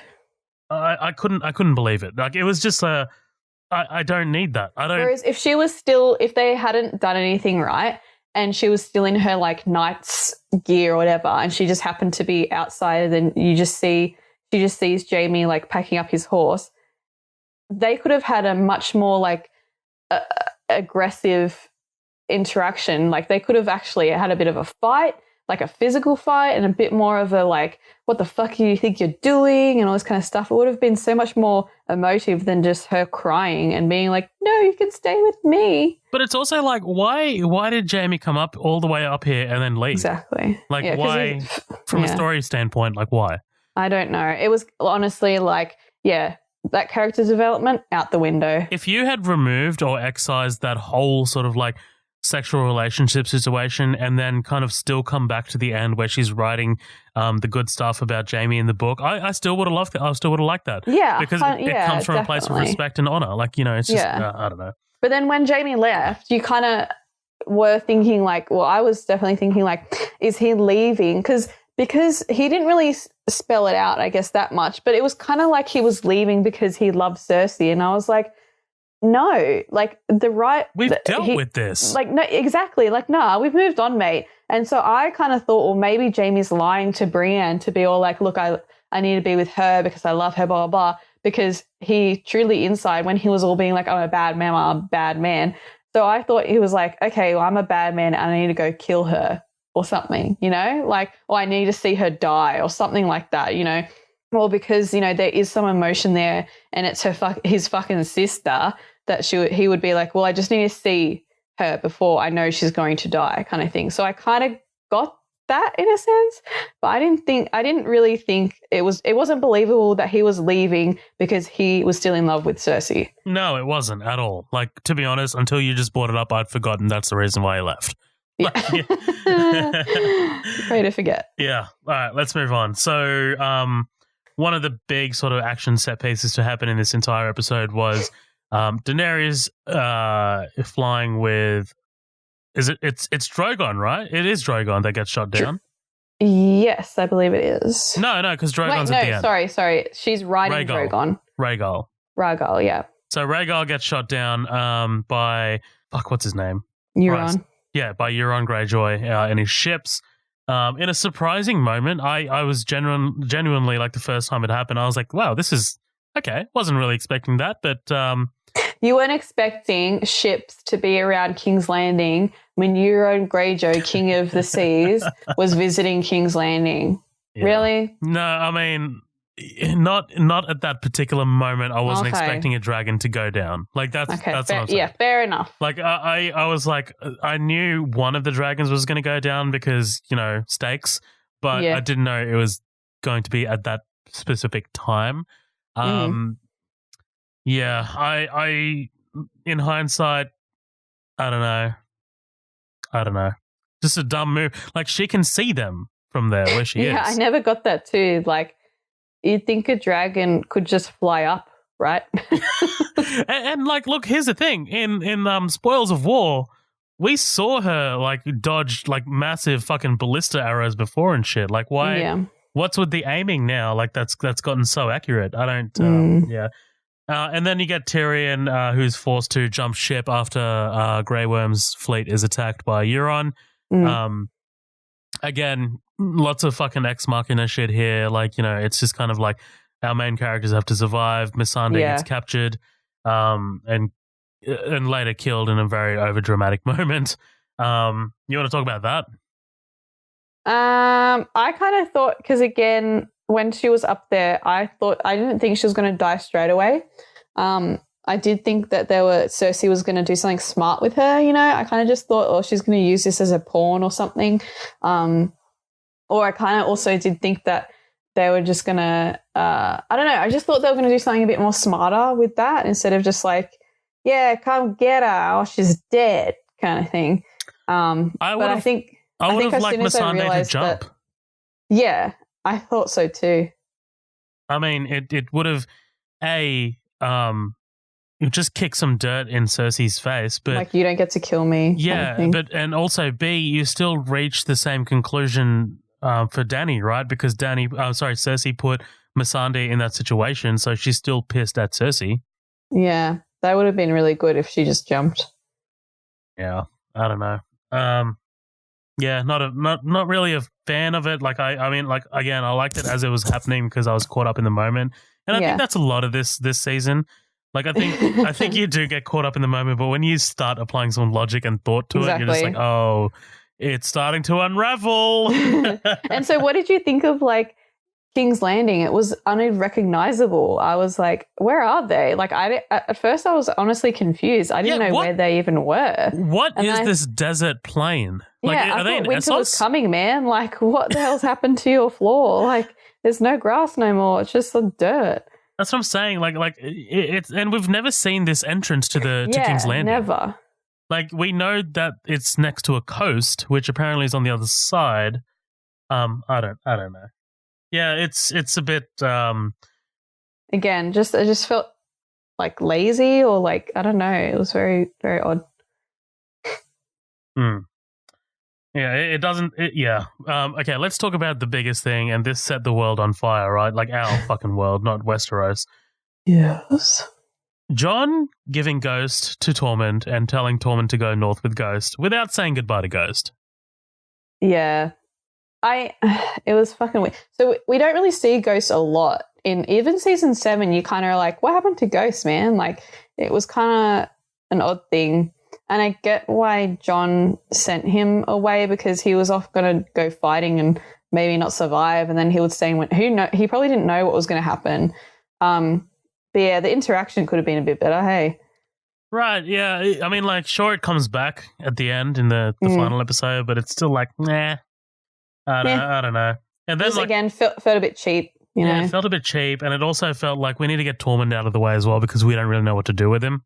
Yeah, I love it how it's just like, I'm just going to go north. It's like, okay. Yeah, exactly. But that's pretty much it, right? Like, that's all that happens in this episode. I guess, yeah. And is it this episode, or maybe we missed it, the last one, where they're just saying goodbye to those people? So it is kind of like you're never going to see these people again. So yeah, we say goodbye. Well, we thought we were going to say goodbye to Tormund and Ghost. We say goodbye to Sam and Gilly. So that was kind of that. I didn't actually. My partner brought it up too. He was saying that he really did not like the Sam and Jon farewell, because it was kind of like. I can't even remember it. I can't really remember it, but they were kind of like, it was all this soft moment and whatever. and it was if we have a boy, we're going to name it John. That's or whatever. right. And then he just goes like, "Oh, poor bastard," or something, or like I can't remember, something like that. It was like cute. it was just Like it was too cute. yeah, and it's like, what the fuck? Like, no, you're not going to leave it with this like shitty, jokey ending. Like, Sam is like this big, like, part of John's life and has just fucking traveled all this way and revealed who your parents are. It's just all this shit, and then all they say is like some like sex joke or something like that. Yeah. It's like, or he says something like, "Oh, they won't let you in the Citadel now," or something like that. I feel like it was some like weird sex joke or something. I can't remember it now. It's bullshit. Before we do move on, there is one more thing that is kind of like, what the fuck? Bronn arriving to kill Jaime and Tyrion, but like fucking. Oh my god! Dude. What was the point in that? What okay, is again, the point? Old viewer me was like, "Oh, he's just going to kill them both right now, and then that's just going to be how Jaime and Tyrion die together, like kind of thing, right?" Yeah. But no, nothing. What was even the point of that scene? Just to remind us that Bronn's alive? And Bronn wants a fucking castle? Yeah, literally. What the fuck? And someone, after every episode, the next morning, I would always go on Reddit, of course, the next day and see what people were saying. It's a dangerous place to go.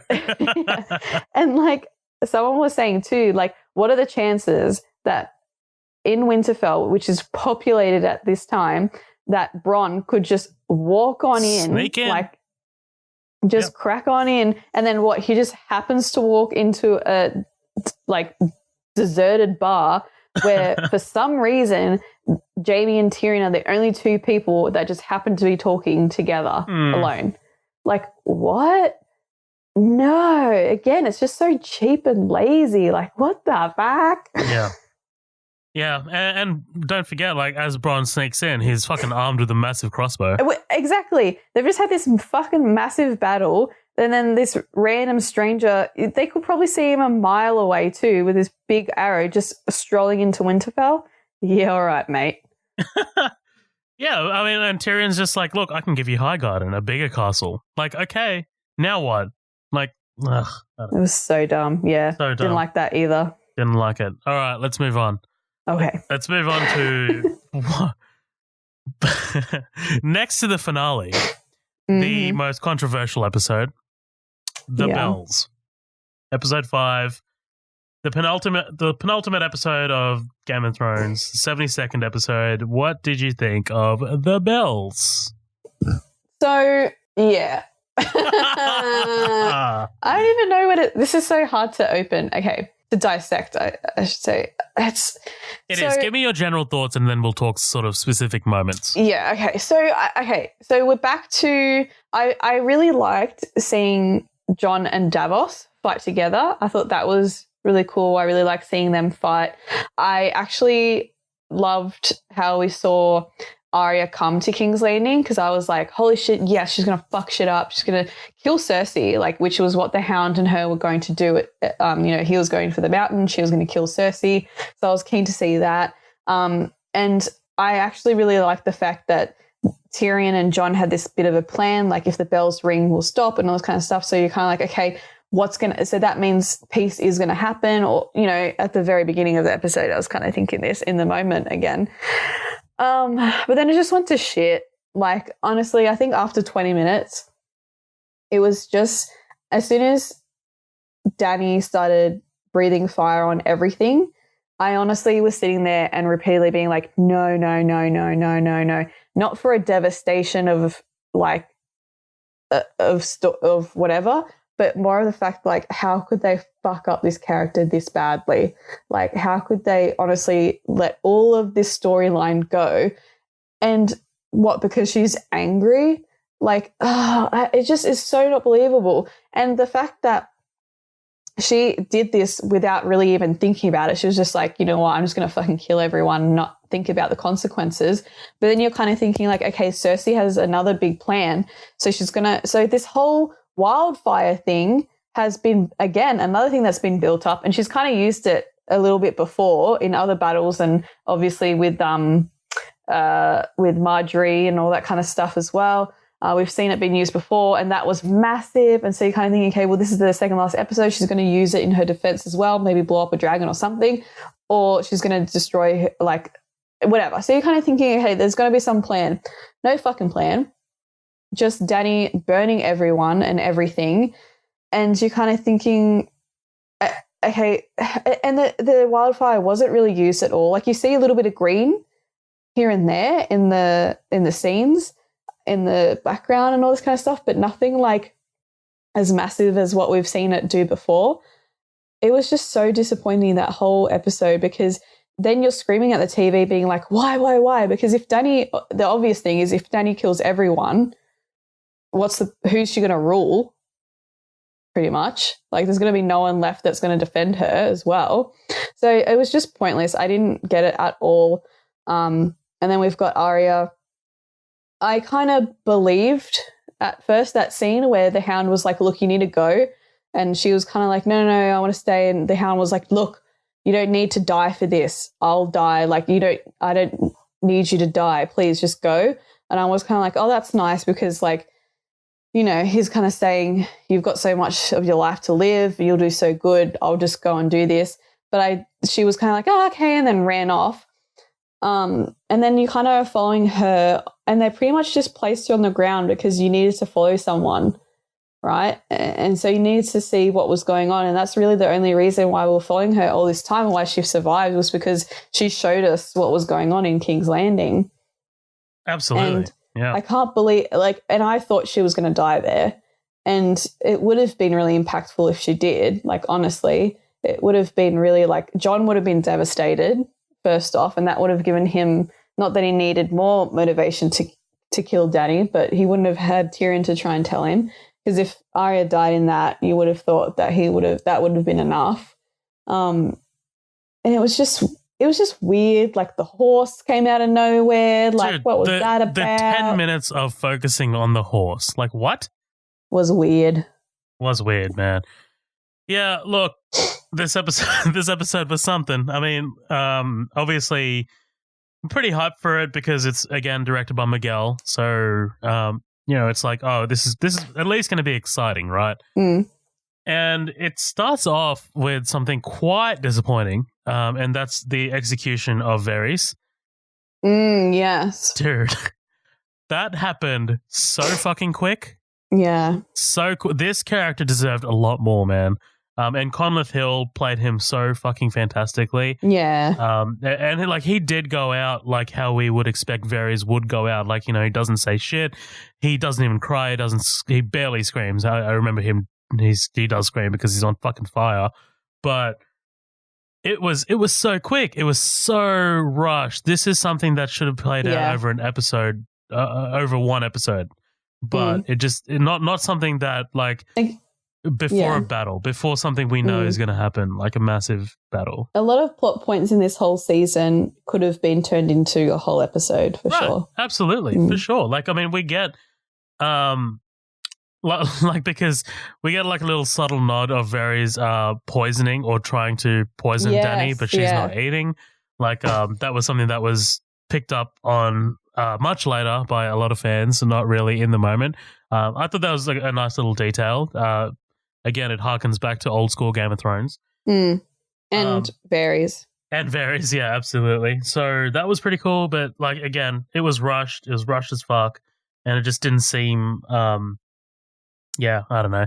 But this is also like, we get that sort of moment where like Jon rejects that kiss from Daenerys. Like, they kind of have this little moment here. And she decides like that, like, you know, without love from anyone in Westeros helping her, she'll like rule by fear.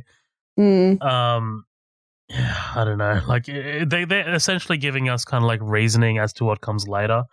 Yeah, because you kind of, I guess also, I don't know who was in this episode, but we have a moment where it's just after Miss Sunday dies, it's just Grey Worm and Dany, and it's very evident. It must have been in this episode. It's very evident that they only have them two. Like, Dany's only really got Grey Worm left, and Grey Worm really only has Dany, because they've really, you know, and if Dany loses Grey Worm and the Unsullied, she's nothing. And she's only got one dragon now, and she doesn't have her vital, you know, right hand of Missandei anymore. So I feel like definitely, and then Jon comes in, it's very like, oh, she's very alone kind of thing. But to me, it just feels a bit like, wah. Blech. I did like the moment of Tyrion and Jaime. Like that was cool because it's just like it's a play on like what when Jaime freed Tyrion essentially, right? Like that was cool, but then and then we start kind of getting into the train wreck of it all. So okay, so fucking Clegane and Arya just sneaked right the fuck in, right? Yeah, because I guess they can do anything. Does no one know who Arya is? Apparently not, right? and like it's or not even like the Hound. Yeah, or even the Hound who fucking ruled this city by fear before. Oh man. And Jaime kind of like enters another way, and no one recognizes who Jaime is. Like because remember he's trying to get to the Red Keep, and the gates close on him, and he's trying to like I don't know. Like there's a lot of wasted time here of him trying to get in. So and then fucking Captain Jack Sparrow just happens to swim like 5 kilometers from his boat to shore to find him. Yeah, let's talk about this, right? Like before we get into the big shit, Euron and Jaime's fight. I knew that they would throw down eventually, like they have to, but I didn't expect this. Nah, didn't expect this. It seems like these two are great actors. This just seems lazy. For sure. Yeah, definitely. Again, we're probably going to use this word a lot, lazy and cheap, but how you see Euron's ships in the background and they are tiny. And then you see Euron kind of just huffing a little bit, but then full on just happens to swim right where Jaime is entering. It's just like, what are the fucking chances? Like, what is this? Some like fucking Michael Bay movie or something. And then they have this fight scene. And I honestly did think, oh my God, don't you dare. Euron is going to kill Jaime. Are you serious? Yeah. And like he ends up stabbing him, but it's just like, like Jaime gets the last laugh, which, you know, okay, fine. But it's still like, okay, why are we here? Like, you know what I mean? How did we get here? How did we get here? Like, that's honestly, I remember having that thought while watching it. I was like, how the fuck did we get here? Because like Dany, okay, like we can, you know, rewind a little bit. Dany like pretty much destroys Euron's fleet essentially in a couple of passes with Drogon. She destroys the scorpions that are like mounted on the turrets like really fucking quickly. You know, and I guess like you can use the whole sun argument. She's flying out of the sun and shit like that. But it's just like, man, like they are missing a lot of these shots. Like, you know what I mean? So it just seems super quick. It looks great though. Like, I mean, look, let's not get this twisted. It's a fantastic looking sequence. Yeah. But it just like, and also apparently Dragonfire can explode brick. Right. Like it's it looks like a detonation of a dynamite, but okay. But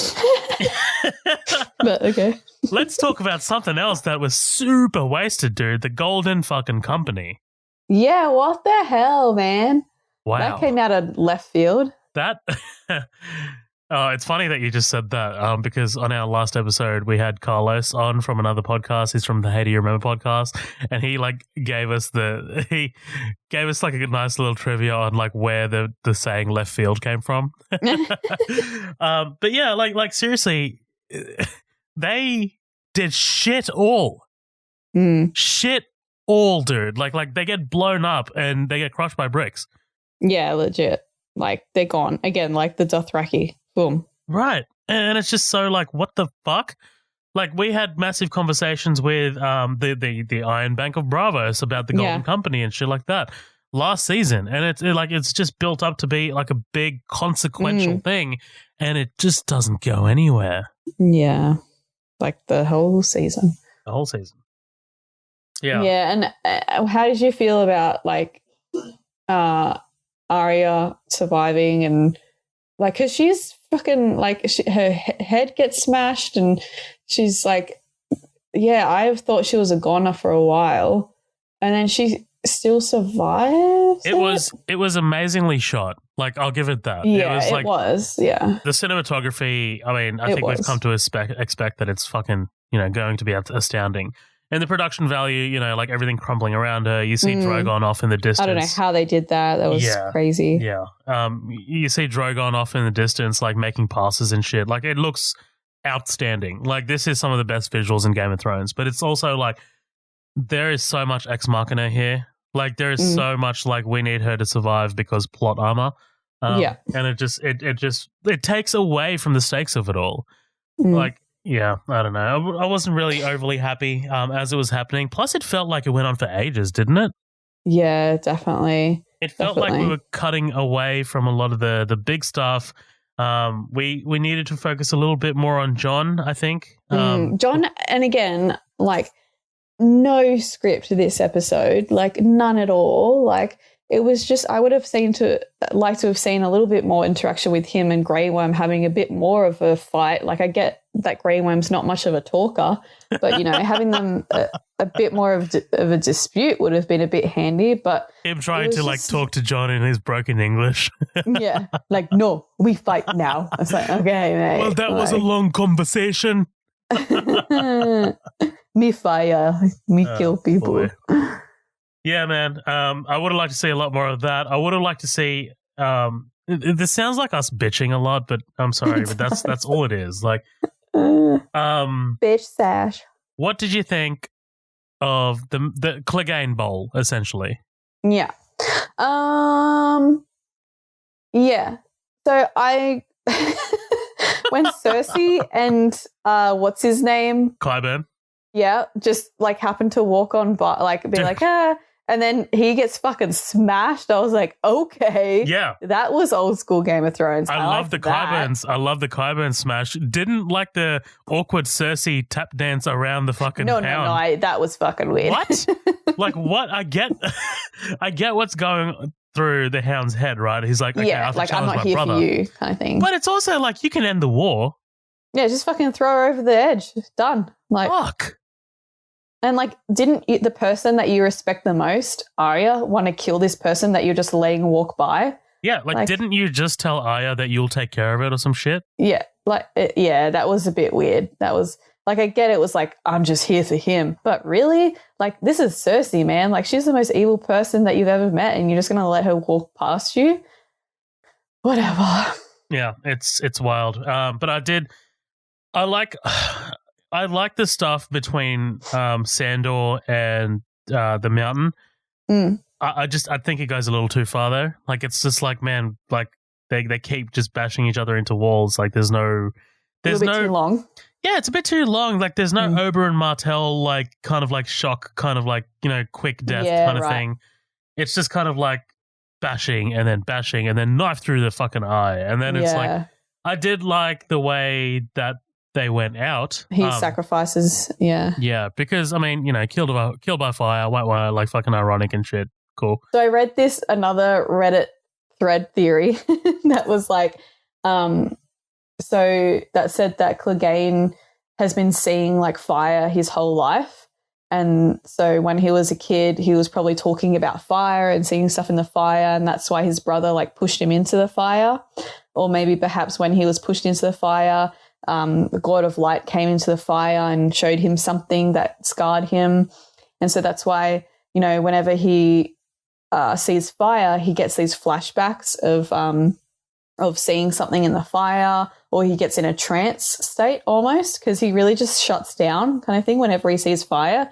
It's not so much he's scared of it, he just really shuts down. He doesn't really like run away or anything like that. He just like, he's fighting in the one moment and he's like turned off kind of thing. And even we see that in the Winterfell episode where, there's all this fire going around because they have to kill the White Walkers, and he just like freezes.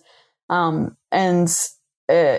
said that that's another reason why he went out, because it was kind of like, well, I've been seeing fire this whole life. And then when he looked at fire again, when time to embrace it kind of thing. Sorry? it's time to embrace it sort of thing. Yeah, and when he saw like the White Walkers coming in the fire, that's when he realized that, oh, I've been seeing this my whole life kind of thing, and that he kind of knew the only way that he would die or that's it, that like in the fire, what he was actually seeing was his death as well. So maybe for this whole time, those trances that he's been put in is seeing himself die. Didn't he see the wall coming down? Yeah, he saw the wall coming down when his top bun mate was like, oh, yeah, look into the fire, really look kind of thing. That's the only really time that he's like embraced seeing what's in the fire. Yeah. But yeah, I just thought that was like, I like to read sometimes. I like Reddit. Rabbit holes. And it was just like, you know, some of these theories were more interesting than the episode. The actual episode, yeah. No, I completely agree with you there. Like, usually I'm not into, like, fan speculation. Like, literally, I think in the first episode of us talking about Game of Thrones, we're like, we don't read spoilers and we don't read theories.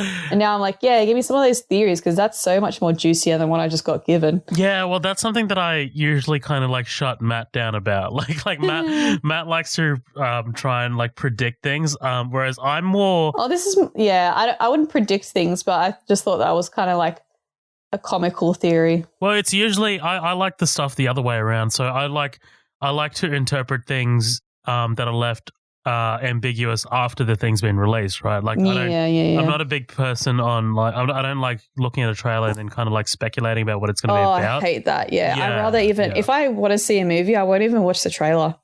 Right, like we were talking about Us, Jordan Peele's Us, and there's just so many ways you can interpret it, and you can only really make those interpretations after you've seen the movie, not from the trailers. So yeah, but anyway, let's talk about Daenerys' big sort of decision, right?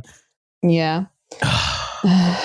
I love how we just both just like sighed. It was just, man, like it didn't come out of left field because we kind of had a feeling that it would happen, but it's just we kind of got that she was going to fuck up in some way. Right, but it's also just like it's like a switch just flipped. Like it happened way too fucking quickly. Too quickly, yeah.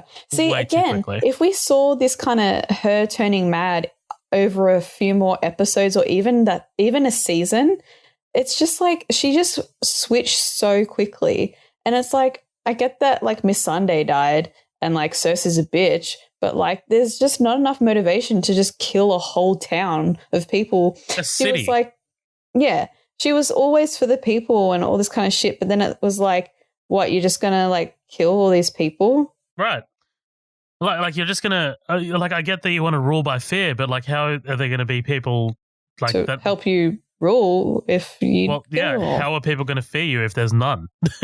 Yeah, exactly. It was wild, man. Like, it's just like, why are we doing this? Like, I feel like it's just I've never felt more a more two-dimensional sort of villain moment. I hate to say again, but I read another. But because I needed closure, I needed reason, and I wasn't getting it from the show.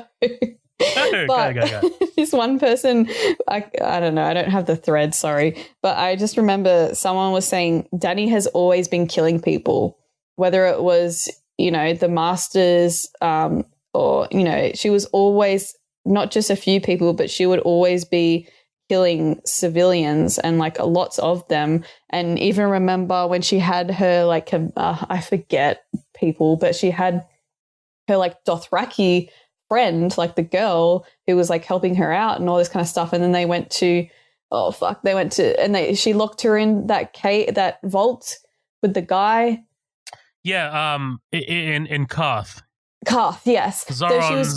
She's always been a little bit like mad, and she's always killed like a lot of people in order to get power. It's just before she was killing the right people, or what some people would see as the right people, whereas now she's just killing people, like just the innocent people. So it's like she's always had a thirst for like mass killings, whereas so she's always had that in her blood, and she's always had that in her vision, like and all the Dothraki men that she killed as well. But then she just happened to lose it and kill the wrong people, unfortunately, in this episode.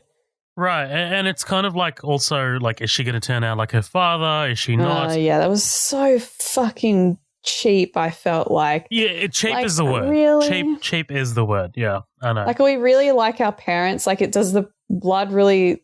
Is it really that thick? Like, I don't know. Yeah, like, are we that honestly, for sure, like, you hit the nail on the head. Like, I love my parents, but I don't think I'm too much like them. Like is it that transparent? It's like, oh, my dad was a mad king, so I'm going to be a mad queen. Like, that's just how it is. Like, my dad's a builder, so I'm a builder. Like, no, look, go be your own person, okay? Yeah, go have some fucking independence, Daenerys. Yeah.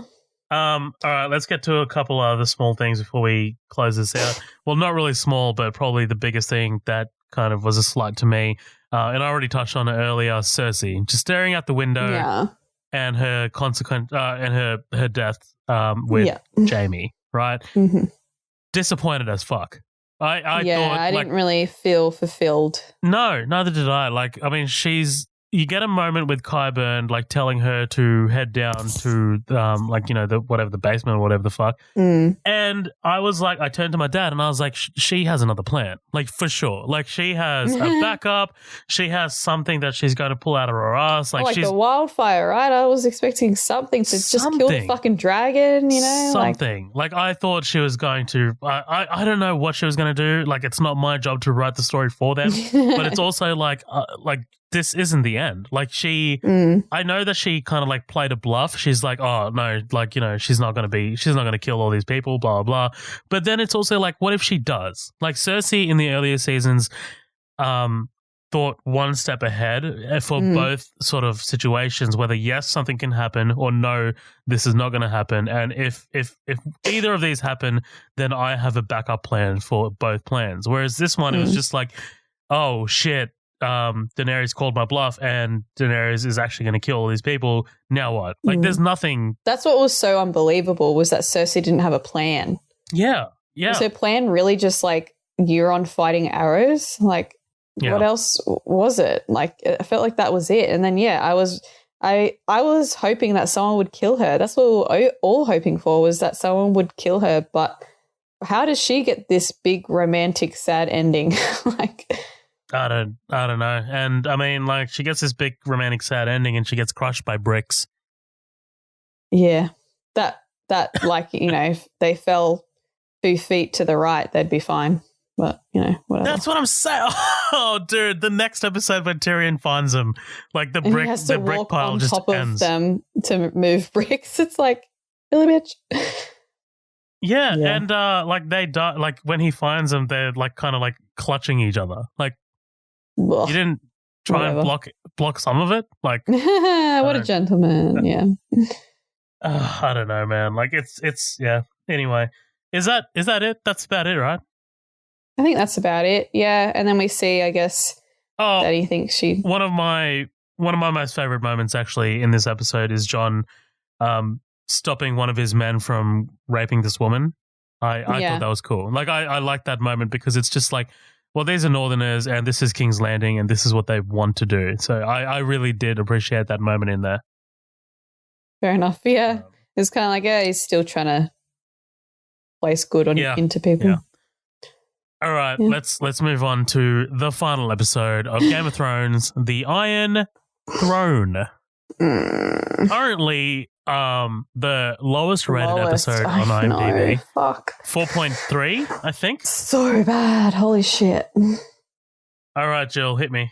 What do you think about the finale of this series?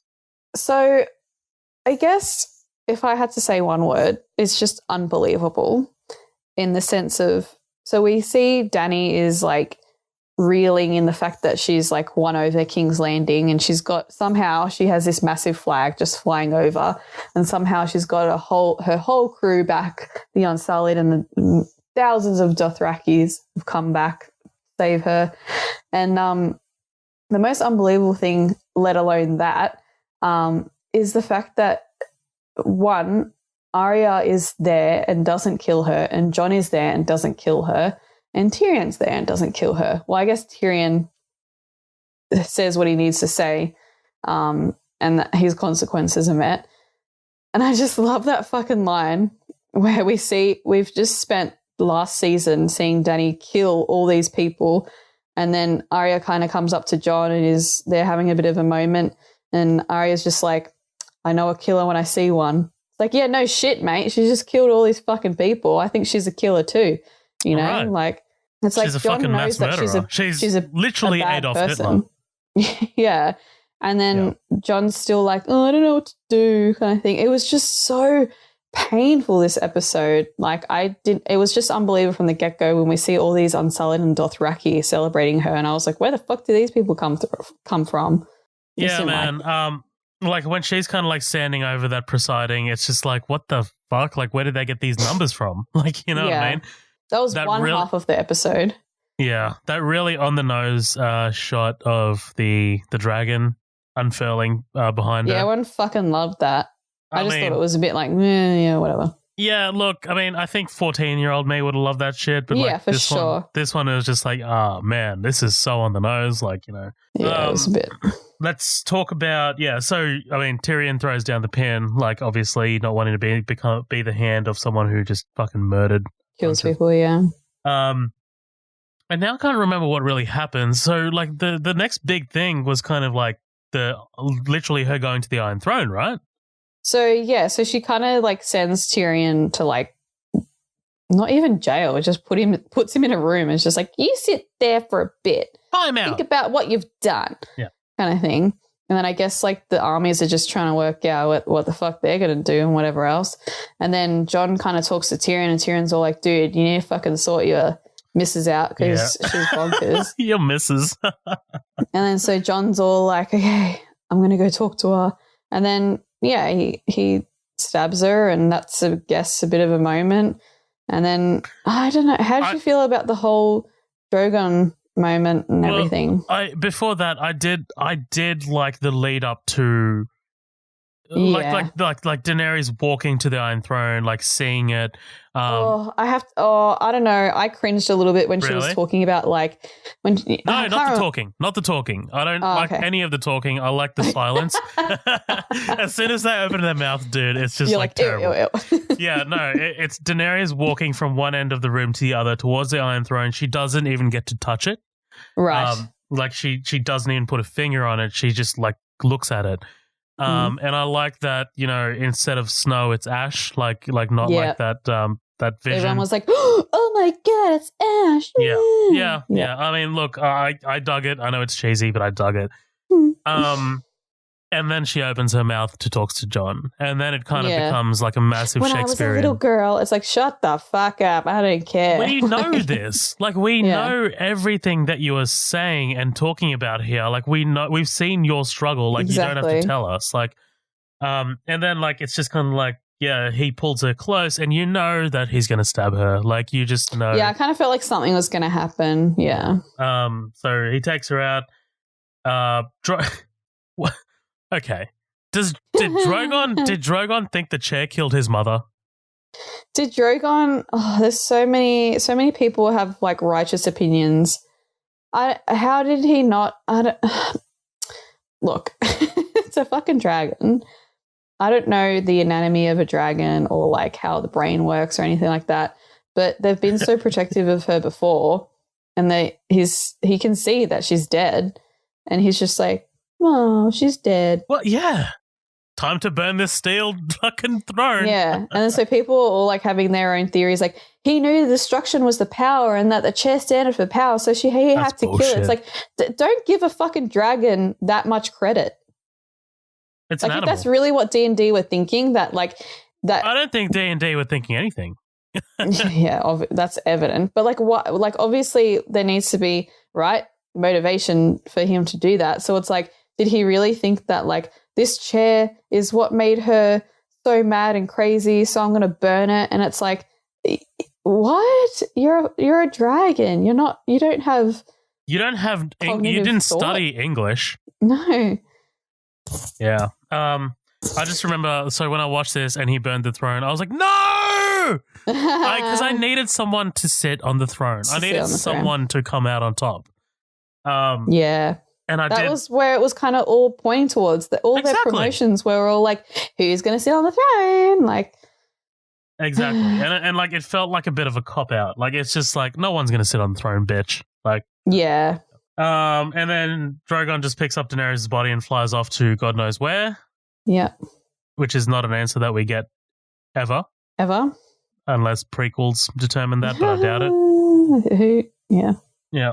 And then we get this weird conglomerate of council. This felt so quote, cheesy. Leaders. This felt so like I was watching some like PG-13 movie or something, and it was like, okay, guys, we've got the gang together again. I don't know. It felt really fucking weird. Who the fuck is Arya representing? Yeah. Right? Who the fuck is Yara? Like Yara all of a sudden was all like, I'm not fucking taking this shit. Yeah, all right. Like, what? I don't understand. Like, and why is Yara a part of this council when she's so adamant on the Iron Islands becoming independent? Independent, exactly. And why is even Davos there? Like, I love him. He's like my favorite. Yeah. Like, I don't get, these people don't represent like one of the kingdoms. There should be 7 people here. That joke about the democracy. Yeah, this entire thing. I mean, like, number one, Tyrion is there to be a prisoner, right? And why are they all, like, I love Tyrion and he is a great talker, but the fact that they all listen and follow what he says is fucking bizarre. Dude, he's in handcuffs and he decides the next king.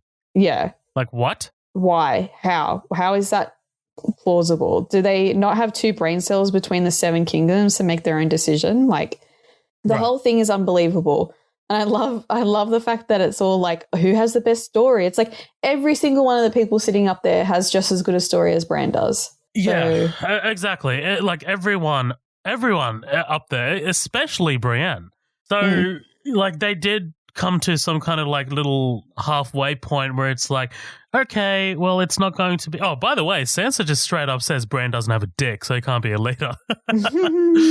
But yeah, like they reached this kind of like halfway point where it's like, well, we're going to like when one of them dies, we're just going to reconvene and then we're going to choose another leader. Like, yeah. So it is democracy. Like you're going to vote. So it's the same shit that was before, pretty much. Right, pretty much. And then, okay, look, and here's the thing, and this is where you and I are probably going to disagree. I do not mind Bran being the king. I wouldn't mind Bran being the king if there was somewhat a lead up beforehand. Right, I think I agree with you there because it just felt like out of nowhere. Yeah. And like straight up, Bran's like, I don't really, what does he say? He says something stupid. He's like, no, I was born for this. Why do you think I'm here? Yeah, like what? He contradicts himself. He's like, I'm the three-eyed raven or whatever. Yeah, but then he's like, well, why do you think I came all this way? It's like, make up your fucking mind, bro. Like, but I like the whole thing where he's like, well, he knows, like, he can see the past and like he can learn from the mistakes of other kings, right? I like that shit. Like that part of it makes sense to me. That part of it makes sense to me in the sense that like they're trying to build this new Westeros and trying to learn from the past, like the mistakes of past kings and not repeat them.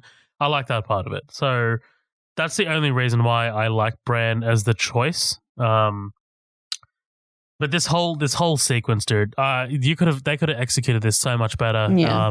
And not. I like that it is Tyrion that suggested, but I mean, him in handcuffs though. He was here for disciplinary reasons. Like that's like me going to my boss after I probably stole something and getting a promotion. Like you know what I mean? Like what the fuck? Yeah. Oh man. By the way, I don't steal anything at work. I just have to legally put that out there. Yeah, I'm just gonna have to put that out there. So then how did you so we got Bran as the king. So now we're going through where all the Starks kind of leave off. Say goodbye. Yeah. Okay, so I really like Sansa.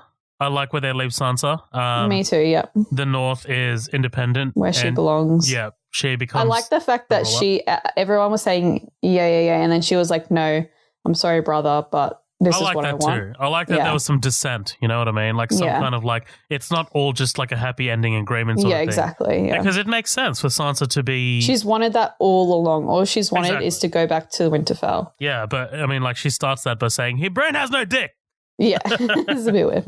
I thought Arya's thing came out of just left field. Like What? Yeah, I kind of thought that she was going to stay with Sansa a little bit. Like, Yeah. I get it that Dude, when does she want to travel the world? Yeah, hasn't she done that? All she wanted to kill Cersei, yes, but she also wanted to go home. Like, she hasn't seen her family in so long, and then finally she can get some peace and, like, I don't know, do whatever. But now she just wants to be a traveler, I suppose. This is where it feels like half of it makes sense, but it's not fully believable. No, it's not. It's not fully believable, and it feels like it's so... It's kind of like out of nowhere. You know, like in TV shows, how like they do and Sally went off to be a teacher in primary. Like, you know, it's kind of like they've decided the fate. Yeah. And like they've kind of done that. So it's like Arya goes off and travels the world and does whatever she needs to do. Sansa stays in Winterfell. Blah blah blah. Bran is the king. And each of these things should have had its own episode. Yeah, definitely. That whole council segment could have been a whole other episode. And at first, I was really angry with where Jon ended up. But then again, because of thinking about it and out of context, all that kind of stuff, it does make sense.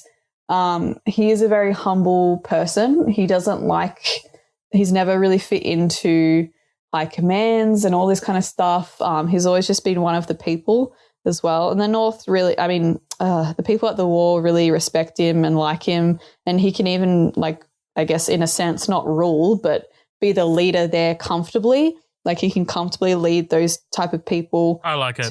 I like that too. I don't mind it. At first I was like, I was just angry because it was all this fucking lead up to be like, he's a rightful king. And you kind of thought like, maybe I kind of thought maybe he'd be the king only as like only because everyone wants him to be the king, but then he'll have a big council around him, kind of thing. But so I was angry at first, but then on contemplation, I was like, I guess it makes sense. Yeah, it does make sense, but I got another question for you. Why is there a wall now? And why is there a Night's Watch? Well, my partner actually brought it up because I asked the same thing. I was like, well, why the fuck are they... Because they need... It's kind of like jail. They still need to send people somewhere, right? So I think, the White Walkers are gone, but they probably just need to send, like, their prisoners or, like, whatever else, like, to exile, I suppose.